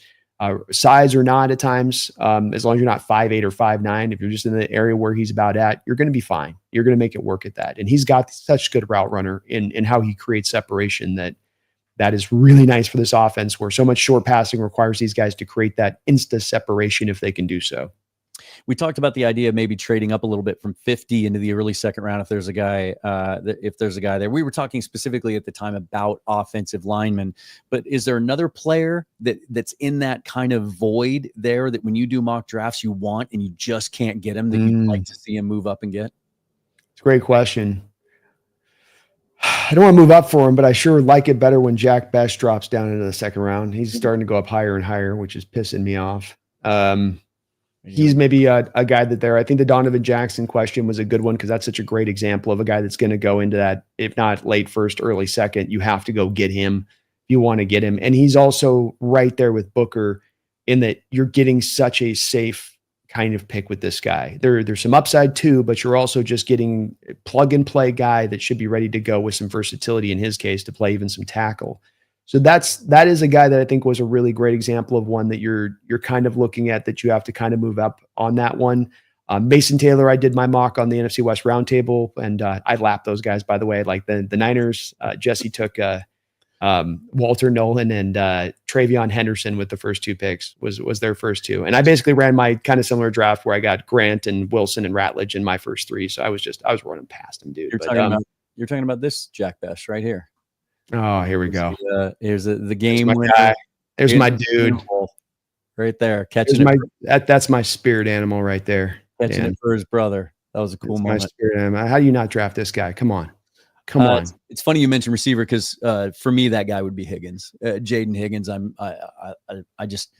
I like his game so much. I don't think he gets to 50. There's a little bit of first round buzz still even now with him there. And I have been told that the Seahawks like him, what that means in relation to other players at the position, no idea. They could like 10 guys. It doesn't really mean anything, right? I like as well. And I'll say with it, there's this weird, strange thing with the comp game, and see if you buy into this, where, everyone wants to keep dropping the Drake London comparisons on Ted Aroa McMillan. And I keep saying, no, he looks like Mike Evans. I'm not saying he's going to be as good, but that's the clearer comp. But then the clear comp for Drake London is in this draft. It's Jaden Higgins. And that's, it's really easy. They run the similar. They got that upright running style. They both move the same way. They're not going to necessarily create that raw, pure just explosion with the separation, but they're such good contested catchers. They deal with physicality so well through the course of the route. And I don't understand why it's so confusing to people, because he looks so at least similar. That's when you got the guy in the draft that's literally here for the comp, grab the easy one there. And that's Higgins. So I like him too, but you're all right. Probably how does a Kansas City kind of team that's sitting there as a playoff team that can get a guy like that pass? Yeah, he'd really give them something different than what they have. Yeah. Let's catch up on some starred stuff. Some really nice comments coming in here for us. Randy McDaniel, this is from your side of things with the $4 donation. My two fave Hawk bros. I guess we're bros on one show. Okay. If Booker, Josh Simmons. Oh, see, I like these kinds of questions. I like the multiple choices. You're sitting at 18. Josh Simmons, Booker, and Kelvin Banks. Which one are you taking? I would take Kelvin Banks. Josh Simmons is a pure left tackle and should remain as a left tackle. I don't think he's. Thank you. He gets a lot of love from people that want to take him in the first round if he slips to there, which he might coming off the knee injury, and I just don't see it. He's not nasty enough to kick him inside. He's your finesse blindside left tackle, and he's Trent Williams as a pass protector, but not Trent Williams as a run blocker. And so I just can't go there with him. I would do probably Banks, because you do get more of the pure scheme fit. And then you do get the versatility you were seeking, which is to get the guy that can play the right tackle in a pinch and still go into guard. Booker, as good as he is going to be, he's sink it or swimming at guard. There ain't no, or maybe center if it really went bad, but that's where he lands. So that would be but it'd be close, but I'd be the driver for me. I'd rather be flying an X-Wing. Thanks for the $5. Hey guys, thanks from all of us for the homework you do on your behalf. Thoughts on potentially moving a player on draft night? And by draft night, now it's, gosh, I can remember when the draft all happened on one day. I'm old enough to remember that, but draft night meaning throughout the entirety of the draft. You see a potential for maybe anyone getting moved? I do. I don't think that it's a very like open fluid situation.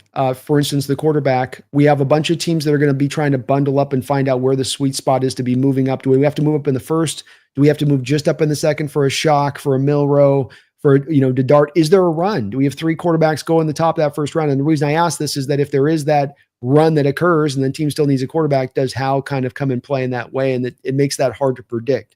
A Raiders team that, let's say they don't take Genty at 6 and they go a different direction, but we know they've kicked the tires on a Kenneth Walker and he's going into the final year of his deal. It also then free up John to maybe go after one of these tasty running backs in this class that we haven't really covered with. Locke is out of play. I think Woolen is hard to move because of the fact that whoever moves him is probably going to want to try to get him on a new deal. I don't know if he's provided the performance to elicit that, much less give you back the returns you're going to want.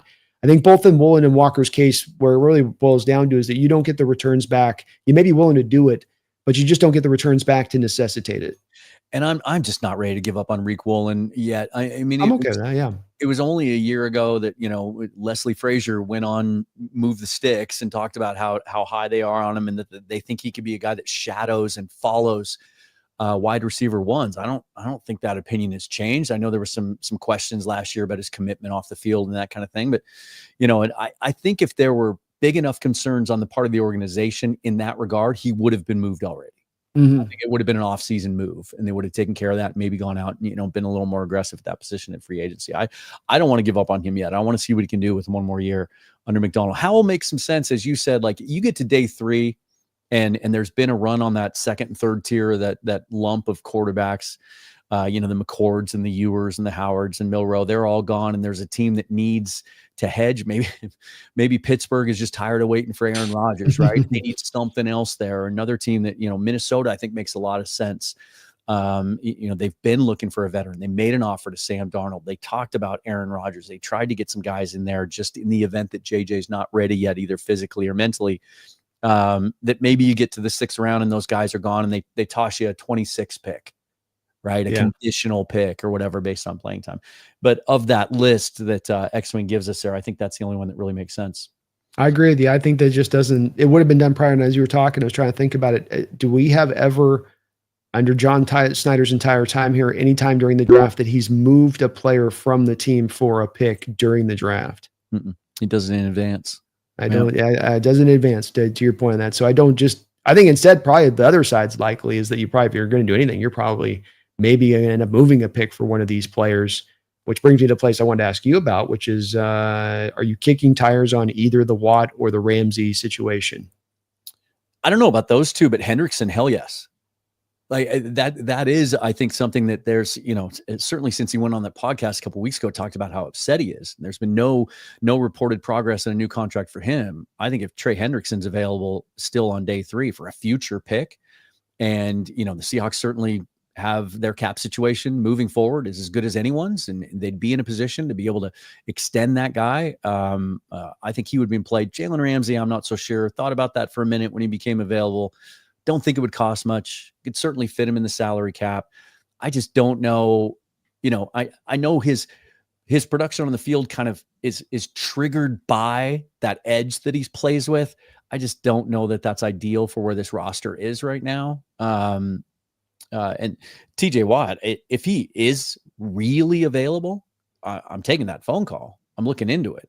I think Hendrickson might be a little bit more realistic, even given the fact that the Bengals typically just don't like trading their guys. They just like chalk, man. They just like sticking where they are, taking their native picks. They don't trade up. They don't trade down. They don't make a lot of dramatic moves. But that's a guy that I'm pounding the phones pretty hard if I have any indication that he might truly be available.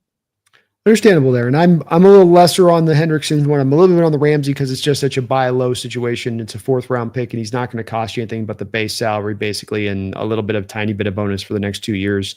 Because you do have your 2 corners on 1-year deals right now. And it would, I think that's better whenever you get in the 4th round from a cornerback position. A Ramsey for 2 years is going to give you a much better play than whatever those guys are going to get. So I really like that one as a real way of doing it. And with Watt, I'd be a little bit more in favor of that one because I just think he's a little bit better, especially when it comes to Hendrickson. I have worries about Hendrickson playing the run. I think he's a little bit of a guy that does I'm here to rush the passer. That's what I'm here. That's why you're paying me. He does it really well, But I do want to, when I'm spending that kind of money, make sure I'm getting a fully complete player with the skill set I'm getting. Big shot from your side of things. Woo! Let's go, up, me. $99.99 donation. No question here. Just wants to throw a little nicety at us. You both have been pumping out a lot of content lately. Always appreciate when someone commits to their passion the way you guys do. Keep up the hard workout, guys, and we'll be here supporting you. All love, fellas. LFG Hawks 12s. And then he follows that up with Woo, let's go. Matching donation for me from my side. Really, really appreciate that. It's fun for us. I know from a personal standpoint, it's fun for me just because I love the sport and I love talking about the sport and I love the way the wheels turn in my head. I love the off-field stuff. I love the off-season stuff just as much as I do, if not slightly more than the in-season rhythm of the content that we create then. But what really makes it rewarding is the interaction. And that's why it's no coincidence that the last few months since I've been doing this full time, I've leaned a lot heavier into the live stuff because I love this. I love, getting opinions and questions and disagreements and debates and tapping in a little bit more to what the fans are thinking and doing. And it's a lot of fun. Beats the hell out of clocking in somewhere. It absolutely does. And it's such a unique experience to be able to have the kind of cumulative brain power and the good vibes, and you mix it all kind of together. And it's so hard in real life to have these kind of great discussions with a variety of people on something like Seahawks. You might have a guy you run across or a friend or a buddy who kind of knows something a little bit but you get so many people that are so thoroughly connected to the process. It just makes it that much funner to get into the depths of this because, there's others like me that are like this, that are getting into it this way. And I will say that me has been absolutely outstanding on my channel with the amount of support. And as much as they help us along in that way, they allow us to keep kind of the lights on, if it were. And that the fan base here in general, from the Seahawks fan base, just does a great job in showing the love to the content creators like they do, to allow them to do what they get to do, because it is the requirement. If you're going to do it full time, you got money coming in from somewhere. The ad revenue doesn't do it on the YouTube side really, but it's the 12s coming in that way. So it's really appreciated me. That from the bottom of my heart on that. And I thank all of you guys for all you guys do for all the channels out here on YouTube, because you're allowing them to progress. You're allowing them to get better, like Dan and myself, to get better and just to keep improving and keep rolling and going. And it's only going to make the content better down the road because we can do it this way. Absolutely. I echo every little bit of that sentiment. Randy McDaniel chipping in with the donation. Now he says, go get Ramsey. Reek Ramsey, nasty cornerback room. Look, I can be sold on it. I just ultimately, I kind of think he ends up back in LA. The Rams. Well, that's a little bit of the problem here too, though. It's like you're watching them throw a 5th round pick to freaking Miami. And you're like, like if you told me that we could get him for a day 3 pick. Yeah. And we wouldn't have to dip into corner in those first 5 picks, I'd be cool with that. I still play. He's not the player he used to be, but geez, after the news broke, I was looking at his PFF scores and, take those with a grain of salt. Some people, are stronger believers in the grading that they do than others, but it does give you a benchmark. Mm-hmm. And he played well last year, by just about every metric. So top 10 corner. And by the way, not being put in the right position where he needs to be played. I believe he had something like 230 snaps or something like that where they played him out of the slot. And a big part of him driving and wanting to get out of Miami is a little bit of saying, hey, I'm an outside corner. I want to go be playing outside corner. And what Miami's trying to do is he's such a good tackler. They're like, oh, you're a good tackler. Let's put you in the slot. Because the new thing now, the new hotness like Witherspoon types and Brian Branch types is those kind of slot guys that can do that. Right. And that's that drive thing. Again, we're not the only team that does it. There's this drive in teams to try to force guys into places where they're just not their best. And you really want that guy to be on outside doing his good tackling stuff. That's where you'll feel really the maximum impact. That's also why, in my opinion, the missed tackles went up last year, because he's doing a lot more of that down, trying to play like a linebacker down around the box. And that's not his game. Yeah. Possum Adventures checking in with $5 donation. Let's go, Possum. Let's scroll down a little bit. I don't know if he meant to plug this in on that one, but here's another one.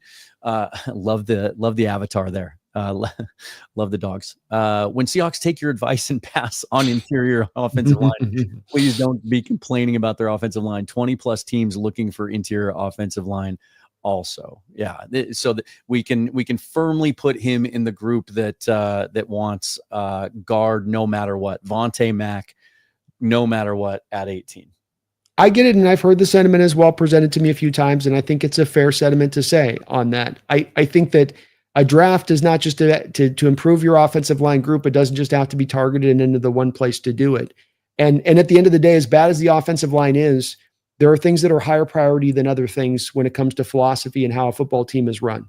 And so when it comes to my philosophy for a football team, that's one of the real, this thing is a guiding light. This is our North Star. This is the torch in the middle of the night when there's nothing but darkness. And that is that you run your value-based draft and you do not deviate as much as possible. And you certainly don't deviate early in the draft. And the reason I take that hard stance is because we got on the end of about an 8-year period there where we did nothing but draft for need constantly. And it blew up in our face. You think you're going to fix something, but you end up just kind of creating a bigger mess when you operate off that standpoint. So I get the frustration. I do. It's fair. It's valid. But this is why I'm so ardently in this territory of things. And I have been misinterpreted and misquoted throughout this process. I don't mean to say I won't like it if we take an interior offensive line in the first round. I just think it matches the draft board, this particular draft board, better if you don't. But if we're sitting there on draft night and Roger Goodell, well, it's not Goodell anymore. Who's our first round pick? They announced him today. I can't remember. Sherman's doing day 2. But I can't remember now who's doing our first round. Anyway, when they come up and they get, you hear the tone, right? Which, wait a minute. Hold on. I love the tone, dude. When you hear this? I love that tone. Oh, yeah.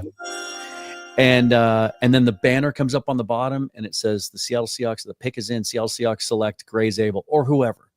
My instant reaction isn't going to be, I don't like the way it fits with the value. I'm worried about tomorrow. I'll be happy. I'll be fine. Yeah. And you know what?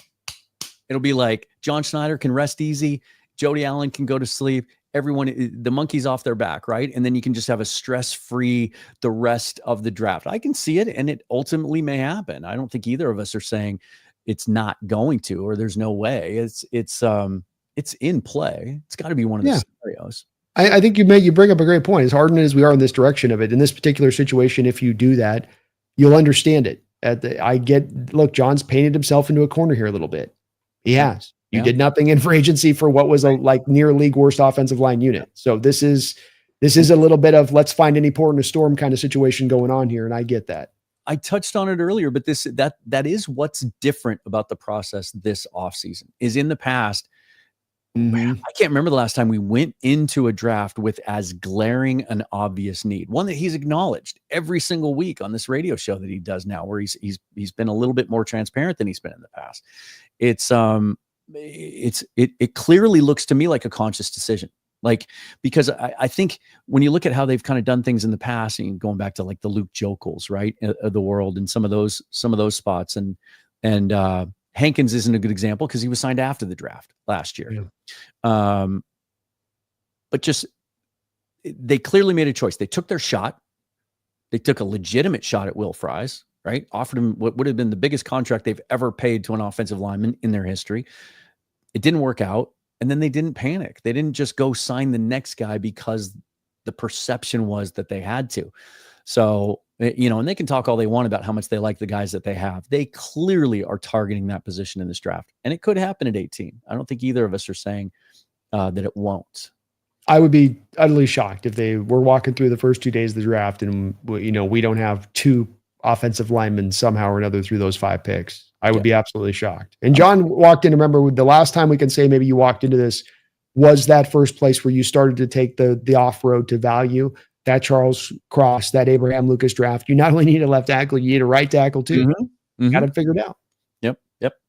Randy McDaniel, $4.99. Thanks for the donation. Rather package a 3 to move up for a blue chip talent, or trade out of the first with the Giants or Cleveland moving up for a quarterback at the end of the first round. I think that's a very plausible scenario now, as we know that it doesn't look like either of those guys are going to use. They're not going to use 2 or 3 on a quarterback. That seems pretty clear now. I think everybody accepts that. And then I'm going to pair that. Well, here's Randy again, talking about the same concept. If Membu or Campbell were to slip. You mentioned how John's never moved up in the first round. Moving up to 10, I did all these scenarios a couple of weeks ago, and it's spendy, but it's not cost prohibitive to move up to 10 with the extra picks that you have. Are there any guys that you would, how do I want to frame this? Any guys that you would be comfortable or be happy to see them move up for aggressively, not just a couple of spots? I mean, if Memba, I don't want to go aggressively. No, I don't want to go up in the first round in general in this draft. I love Campbell, but I got even worries with that one. If I'm moving up for a guy and I've got to go change his stance, for instance, who plays really high out of his stance, and you're going to have to really rework that from the ground up to move him inside. I think that he's probably going to have to go inside. It's just I'd like something a little cleaner bill of health, let's say, on the guy's game if I'm going to move up for the guy. And Mabo, there's no way he's there at 10. He's going to be the first tackle off the board. I would probably be open to doing that with him because he does give you, I've called him this year's JC Latham. The guy that's just a pop, that's strong as you can get, gives you the full skill set, can kick guard, go tackle, gives you a bit of both. We know they were interested in the JC Latham last year. Right. So he checks that thing you're looking for as well with the insurance on Lucas. So Mabo makes actually a lot of sense if he does dip more into where the cost is a little more prohibitive and it's not going to be a second round somewhere in some draft you have to go up, but you can stay into more of a single third to get it pulled off. I'm open on maybe that kind of guy. Absent that, I'd kind of like to just let the board fall to us. And I think we're going to have a really valuable guy that drops to you at 18, like this Kenneth Grant thing, where it's just you have a guy landing in your lap that you have really no business having landing in your lap. Last year, 14 straight offensive players. You just let the thing play out. And by John's assessment, he got the best offensive player in the entire draft by allowing that to go that way. Yep. God's gang agreeing with that concept. Can't see John taking an O-line at 18. I think he really dug deep for Cross. Plus, it was an obvious need, and that was a perfect situation of need matching the value of that pick. Value was there. In fact, I remember at the time we didn't think Cross was going to get to 9. Yeah. Oh, we were our butt cheeks were clenched on that one, buddy. I was like, and plus, at the time, I don't know how you felt, but I felt like it just seemed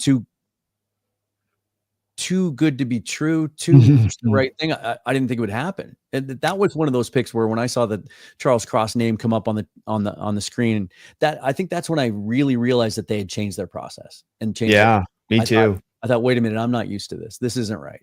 How come? Yeah, that's where Mike Salk was talking this week about how, like, to try and talk to somebody how whoever you think they're picking in the first round will never be that guy. It's like, Mike, newsflash, homeboy. It's like recently they've been right on point with that. And it's again, back to why is it just, did God come in with a lightning strike and hit John in the middle of his driveway, walking to his car? No, he realized they were moving in a philosophy that was not working for them and they needed to change their way into a different philosophy. And it's brought about success.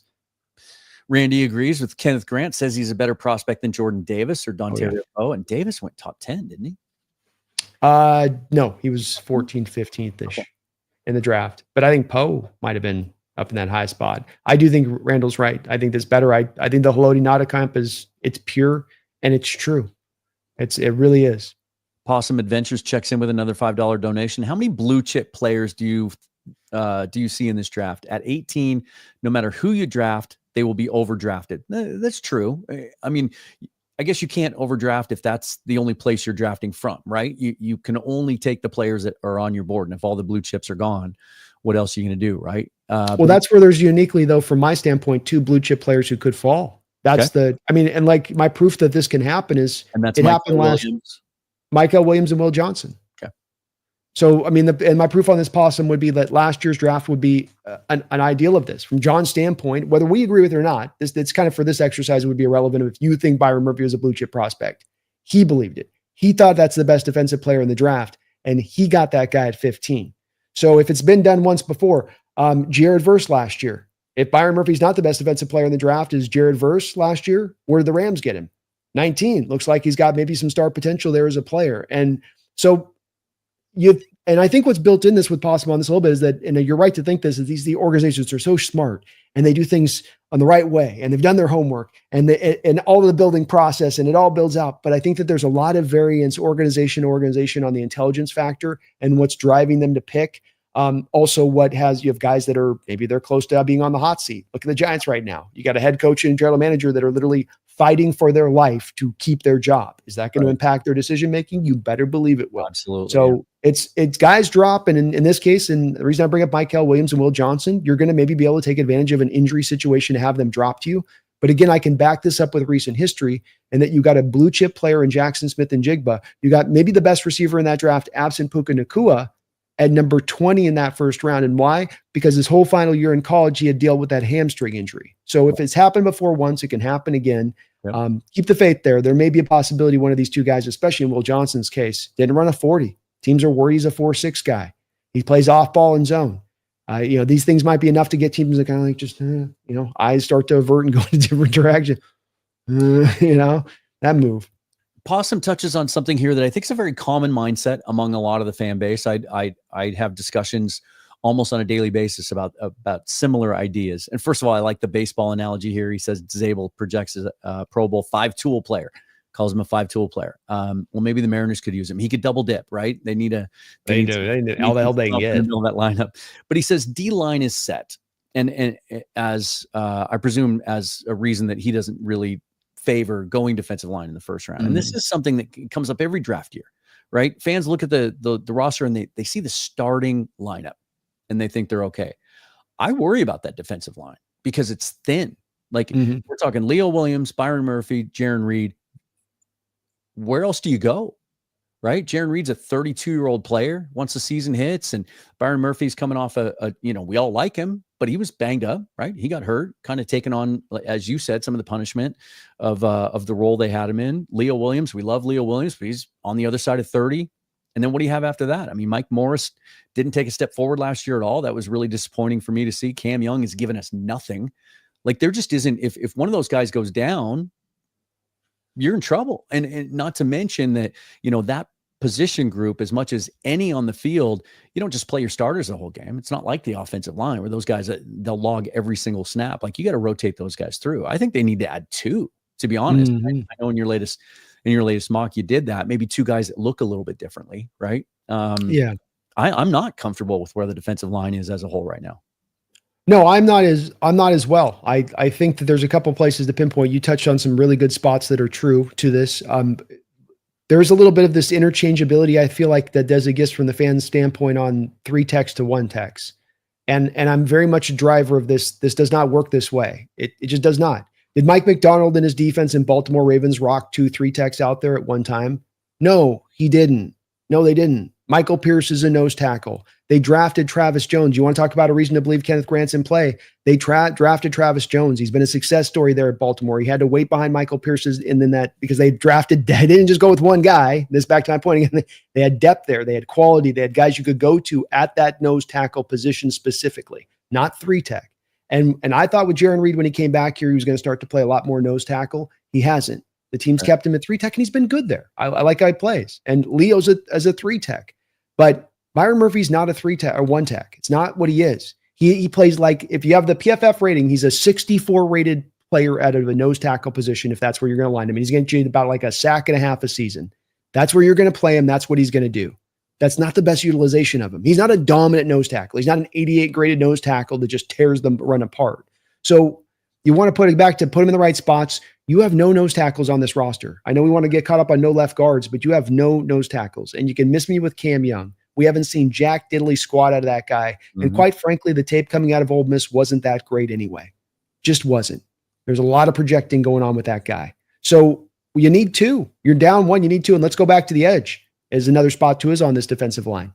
Lawrence is basically on a kind of a 1-year deal at his age. Uchenna's coming off surgery. We don't know when we're going to get him back on the field. Maybe he's right by training camp. Maybe that kind of thing lingers. Who knows with him? He's been injured the past couple of years. Maybe his snake bit just kind of come up and grabbed him at this point. Mathe's going to be a free agent after this year. Hall's got 2 years left on his deal, and we still don't really know what Hall is as a player, quite frankly. Yeah, he's pretty decent as a pass rusher. I wouldn't call him an efficient pass rusher. He's improved, but he's not a good run defender. So there are some spots here for me to see some reasons to still address this. And as far as Abel being a 5-tool guy, he might be that. I'll say this. We haven't had a dominant North Dakota State offensive lineman ever produced from that school. So if he was that guy, he'd be the first one they've kicked out in that way. Yeah, I meant to make this point when we talked about him earlier. I'm glad you brought it up again because they all kind of went to the Senior Bowl and got the same buzz. Cody Mock, right? Dylan Radins, same buzz. Like, look at this guy from a smaller school. Oh my goodness. He had a great week in Mobile. He's really rising up draft boards. Mock's turned into a good player, but Radins is already a journeyman. Seahawks brought him in, looked at him, kicked the tires, didn't want to sign him. He goes and gets backup money in New Orleans. It's not a great track record as good as that program is at those guys coming out. And then you look at Jalen Sundell, who had a more decorated career at NDSU than Grace Abel did. Very similar arc, played inside, then kicked out to left tackle, was first team All-American, all that. Didn't even get drafted. Even though he had, I think like a 9.9 RAS, like near elite level, like athleticism for the position. So as much as I like Gray Zabel and got to see him up close, and I think the evaluations that we're seeing on him are pretty fair. It's still, when you look at the I don't know if you've played around much with the ESPN analytical site, like the draft predictor, right? Mm-hmm. And they show the bar graphs of how likely they are to be picked at any given spot. And most of those graphs cover about a 10 pick spectrum. Zabel's is like a panoramic picture. It's like he could go anywhere from 15 to 52, I think is the range on that. So yeah, not a given that a guy's going to be able to make that kind of a jump. I like him too, by the way. I don't pass him up. I do like Zabel. I think it's Graham Barton. And in Graham Barton, I didn't see the 5-tool guy. I just saw a guy this guy's going to be when they say he'll play 10 years in the league. He'll play bare minimum above league average, probably makes a couple Pro Bowls maybe in his time. Maybe not with certainty, but just with maybe as it's intermixed, not dominant, but really good, and I think that's true with him. Dominic Scott chipping in $9.99. Thank you, sir. Take the splash with Grant and Tate Ratledge. Oh, and I see he's already given him a nickname. I like this. Tate Rat, because it wouldn't take much for him to turn that mullet that he has into like a rat tail, right? Like, it would be, yeah. It like could. It already is kind of starting to do the sweats, kind of making it. Yeah, it's got a little that Rastafari thing maybe kind of kicking in there. I think it would silence a lot of fans, build that trench, own the line of scrimmage, tight end, wide receiver can be supplemented with others who end up slipping. And then we get another comeback from Possum. D-line is set, in my opinion, compared to 18 in the rest of the draft. D-line is the deepest in history, and next is running back. Okay, so he's saying that, he doesn't love the idea of the defensive lineman first, but he acknowledges that the class is deep enough that you can still fill those roles a little bit later. You're just not going to get the upside of a guy like Kenneth. Yeah, and it's not a hell or bust with our strategy on this on the front side. It's just that this is the way we would prefer to go. But and there's been years I've been like, this is what we've got to do. I don't feel like that this year. I feel pretty opened up to going a couple different directions because I think the team has opened this door. They've not forced themselves down a narrow corridor of a path they have to go because they're pressing so hard to make this go down. And so it's just about really just. For me, I'm open to all the different ways they can go here. I think there's a lot of success stories, just as long as Ty Robinson's not the second round pick. Or Quinn Ewers in the second round.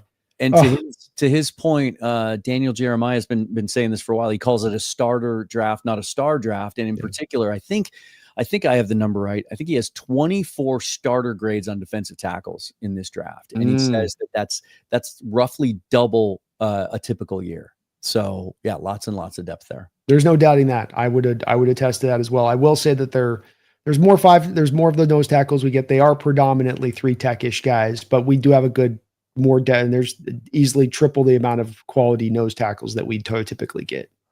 Once again, in chopping it up with you, 2 hours goes by like it's 20 minutes. I want to thank everyone who tuned in and donated. I want to apologize to the comments that we couldn't get to today. There's almost 1,000 of them. I will say this, and these guys are donating, and that's great. You're going to be moved to the front of the line. Don't need to. You can sign up for an inexpensive membership. There's also some free memberships I know on my channel available that have been gifted that you could go in and claim if you want to, and that just gives you that star so that we can see your comment. We can move it to the front of the line as we move forward.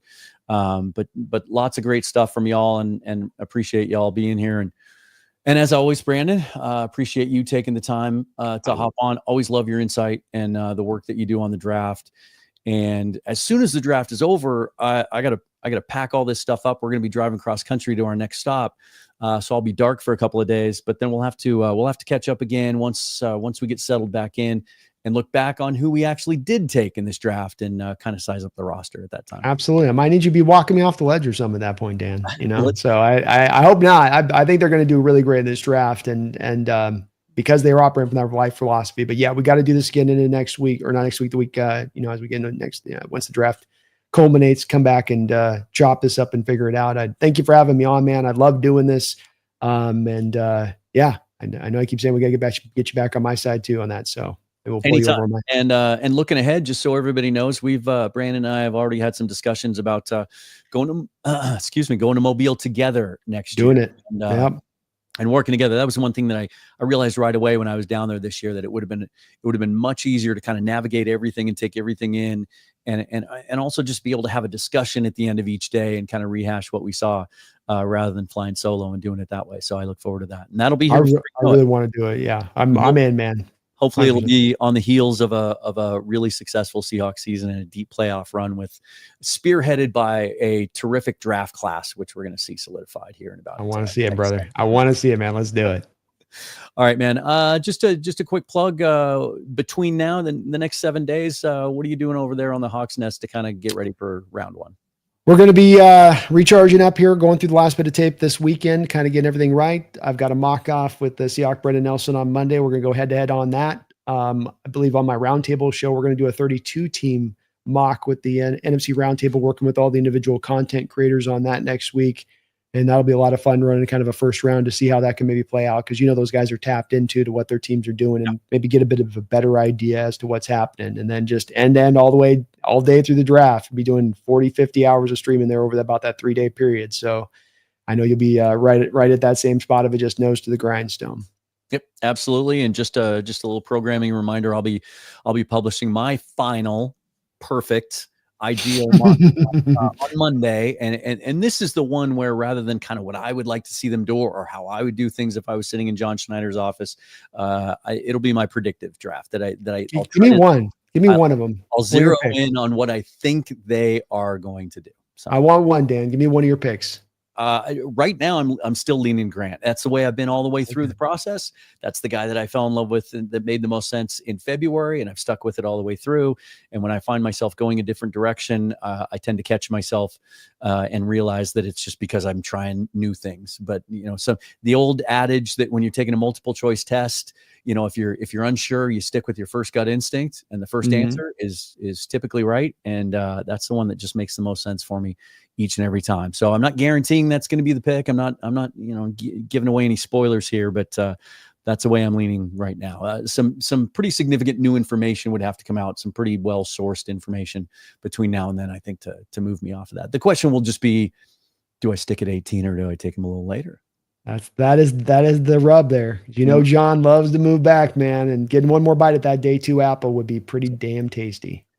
And then during the draft, live watch parties all throughout the first and second day with a bunch of special guests lined up to appear on both of those days as well. That'll be a lot of fun. And then also Wednesday night, if you guys aren't doing anything, tune in for a live draft day movie watch party. We'll be watching that together and kind of reveling in all the cheese and the corniness and the inaccuracies and of yet another fantastic sports movie produced by Kevin Costner. So we'll do that. He makes everything watchable. Tradition. I'm just inviting everybody to join me in it this year.